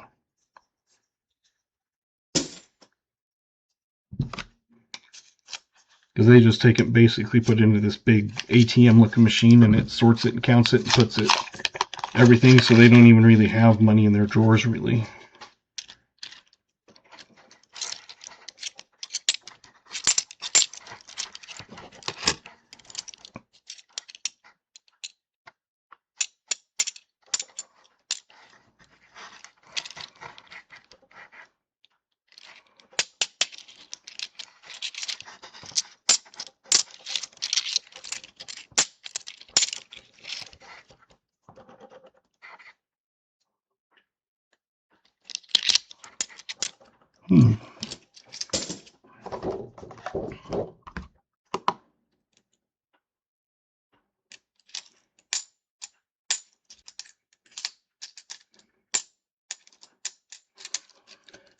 A regular 71.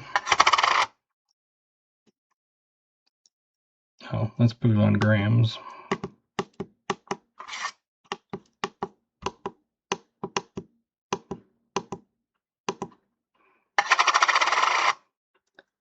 $11.32. This one sounds funny. It's probably a light planchet. If it's light, it's probably going to be 11.6 or under. Oh, it's 11.1. So it's a light, but it's not light enough to be considered a light planchet. Your son is attempting to reach you on your cellular device. Your son is attempting to reach you on your cellular device.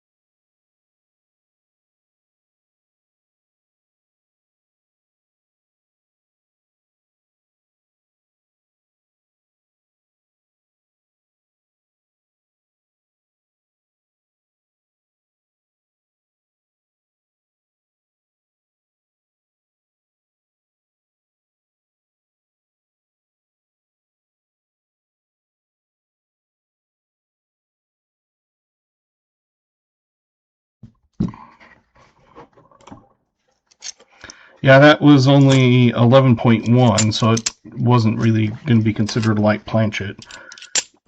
But when I put them into my hand like that, I could just hear the almost hollowness, which is a lot of times how I find the magic coins, is because see, like this one sounds a little bit dull, but that is because I find these ones, they're like been used with acid or something, and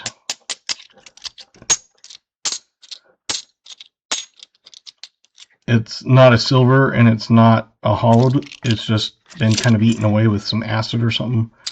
So I find those frequently, but just a regular one, I think it has to be 11.6 because the tolerance is like 11.8 would be within tolerance, I think.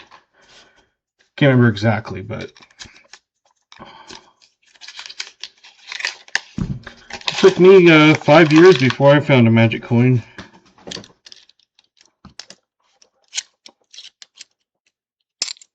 There was one box I had that I found 1.5 magic coins.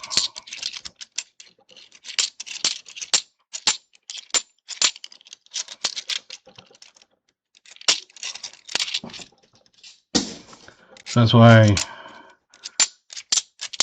clink them in my hands like that.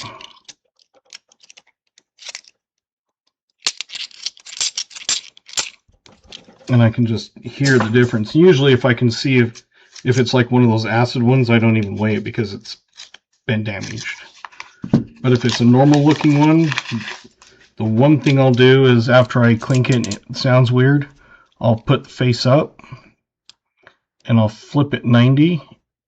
And if it's not lined up, like it's like that, so I flip it and it's like this, I know it's a good chance it's a magic coin. And also I weigh it, and it's usually way light because they've hollowed it out, of course.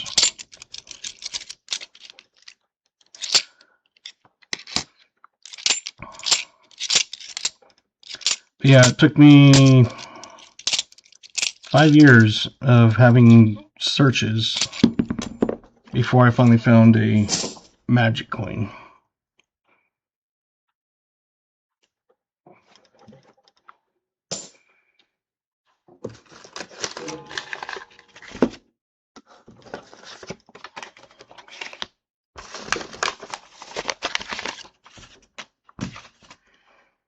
Alright, let's look at the scope here.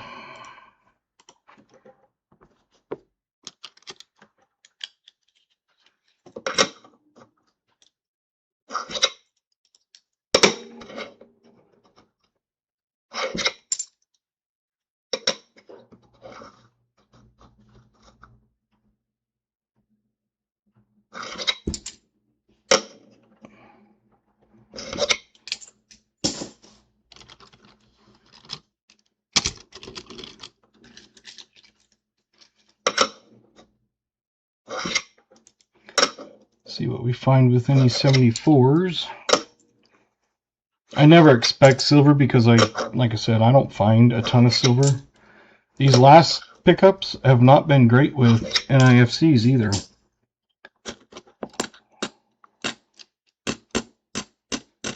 This box only had 11. I had one that was 11, one that was I think 15. Magic coin is a half. They machine it so that you take the oh, right there.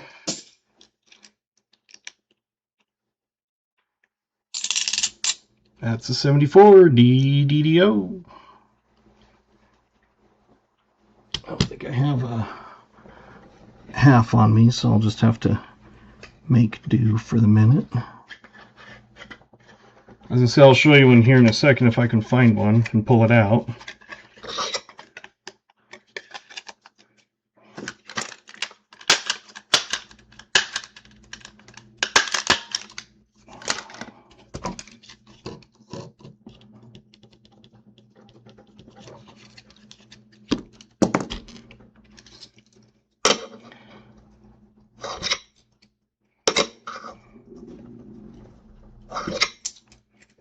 But they hollow out the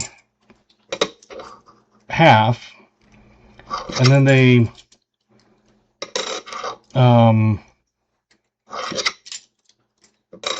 hollow out like the one so that it's just the very back, and they glue DDOs and DDRs like the 74s and the 73s are. It wasn't too hard. It was like when you put them under like that, you could just notice it. And like I'll show you on this one, this 74. If you see that 4, it's got like a double. This is through plastic, but you can see it's got like that double notching. And then on the R, you've got that line down the middle. And on the U, you've got a double serif at the top. And the S, you've got double serifs. And up here on the T, you've got extra side on the T, extra metal on the right side of the T. And when you see the double notching, you just know immediately it's a 74D DDO. The other ones you'll see, I'm looking at like the Trust, and that was absolutely nothing. That one you just kind of look for all the serifs. On some of the older ones, like the older quarters and stuff, it takes me a little bit. I look at them a little more closely. But just looking at them like that, most people be like, how can you even see that? It's like, because I've seen enough of them.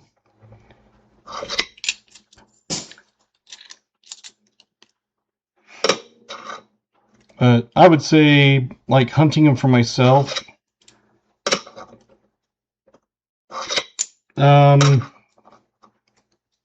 I was familiar with them.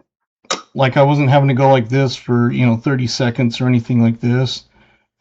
I got to where pretty quick.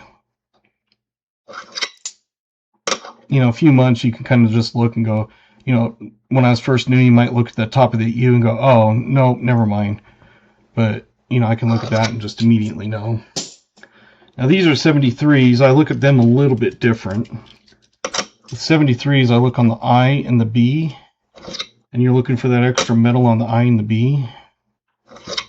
On the left side of like the B, it would be a little bit extra. The one that confuses everybody is machine doubling. There's a lot of times you'll see machine doubling and people think they have a double die, and it's not. That is the biggest hurdle to learn, I think, in my opinion. I mean, I'm not a coin expert, but having that machine doubling understanding is probably what my biggest problem was. Because I would see it and be like, oh, that's doubling, and then I'd look up, Variety Vista and stuff, and I'd be like, no, guess it's not. And so I'd looked up, I think it's Wexler's, has a good explanation of what machine doubling is.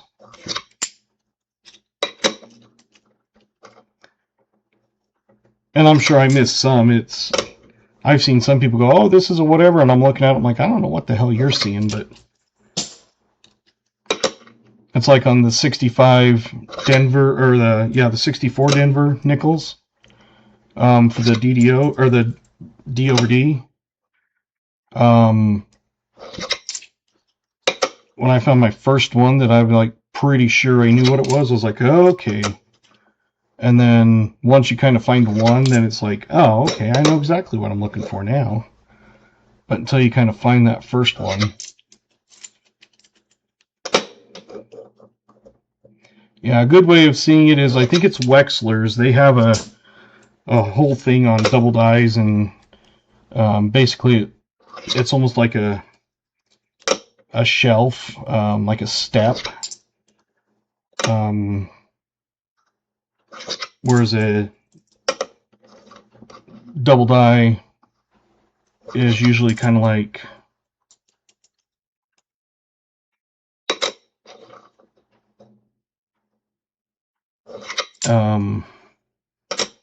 The ones that are hard for me are pennies. I don't really search dimes at all, anything anyway. But like pennies, those are some of the hard ones for me to find because I just don't search enough of those. I only had a nickel one out, so that's why it's in a little one. 2013, 2003, a 2018, a 2006,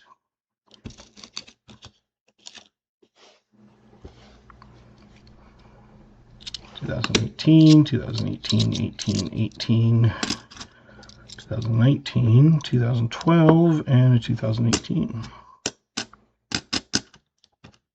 6, 7, 8, 9, 10, 11 NIFCs, a proof, and a DDO.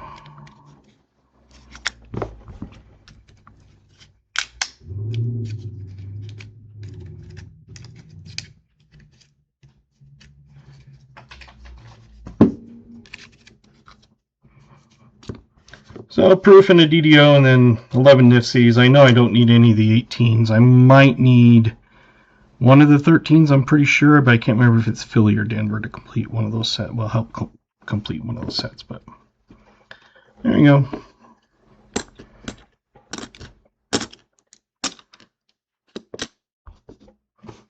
So the other night we had the 74, we had that 74, we had a silver, we had a proof.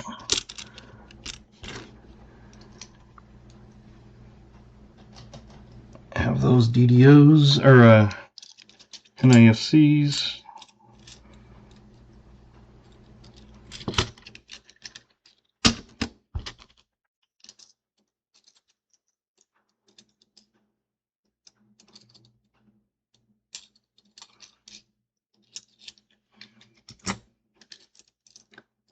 Let's see, 3, 6, 12, 13, there's another 6. There's a 14, and 19, another 19. So, there you go.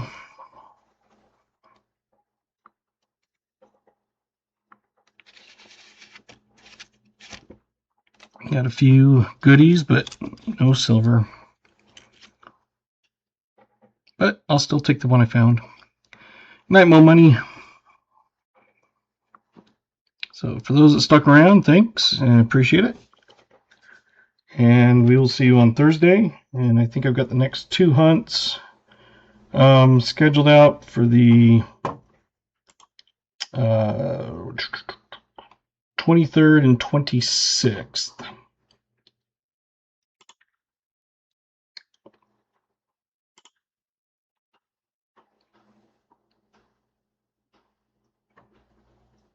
I believe. So, and those are both William E. So, all right. Well, thanks for sticking around, and thanks for those tips and the super chats and stuff. And I don't think we got any new members tonight, but and what I know about PMZD and DDR, Copper Coins channel. Yeah, if I had them a lot of times, I would, be able to explain them more. And the 74s that I found, like the 74 DDO I did tonight, is not the greatest example of it, but there you go. Oh, I did have a new member? Okay. It's good to know. I was going to say, I know I had a few subscribers, but I wasn't sure about the members.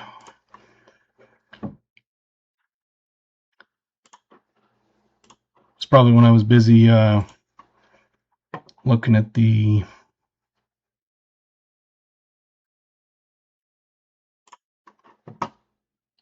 like who won and stuff. Yeah, and YouTube hasn't shown anything new because the last one I had was Alyssa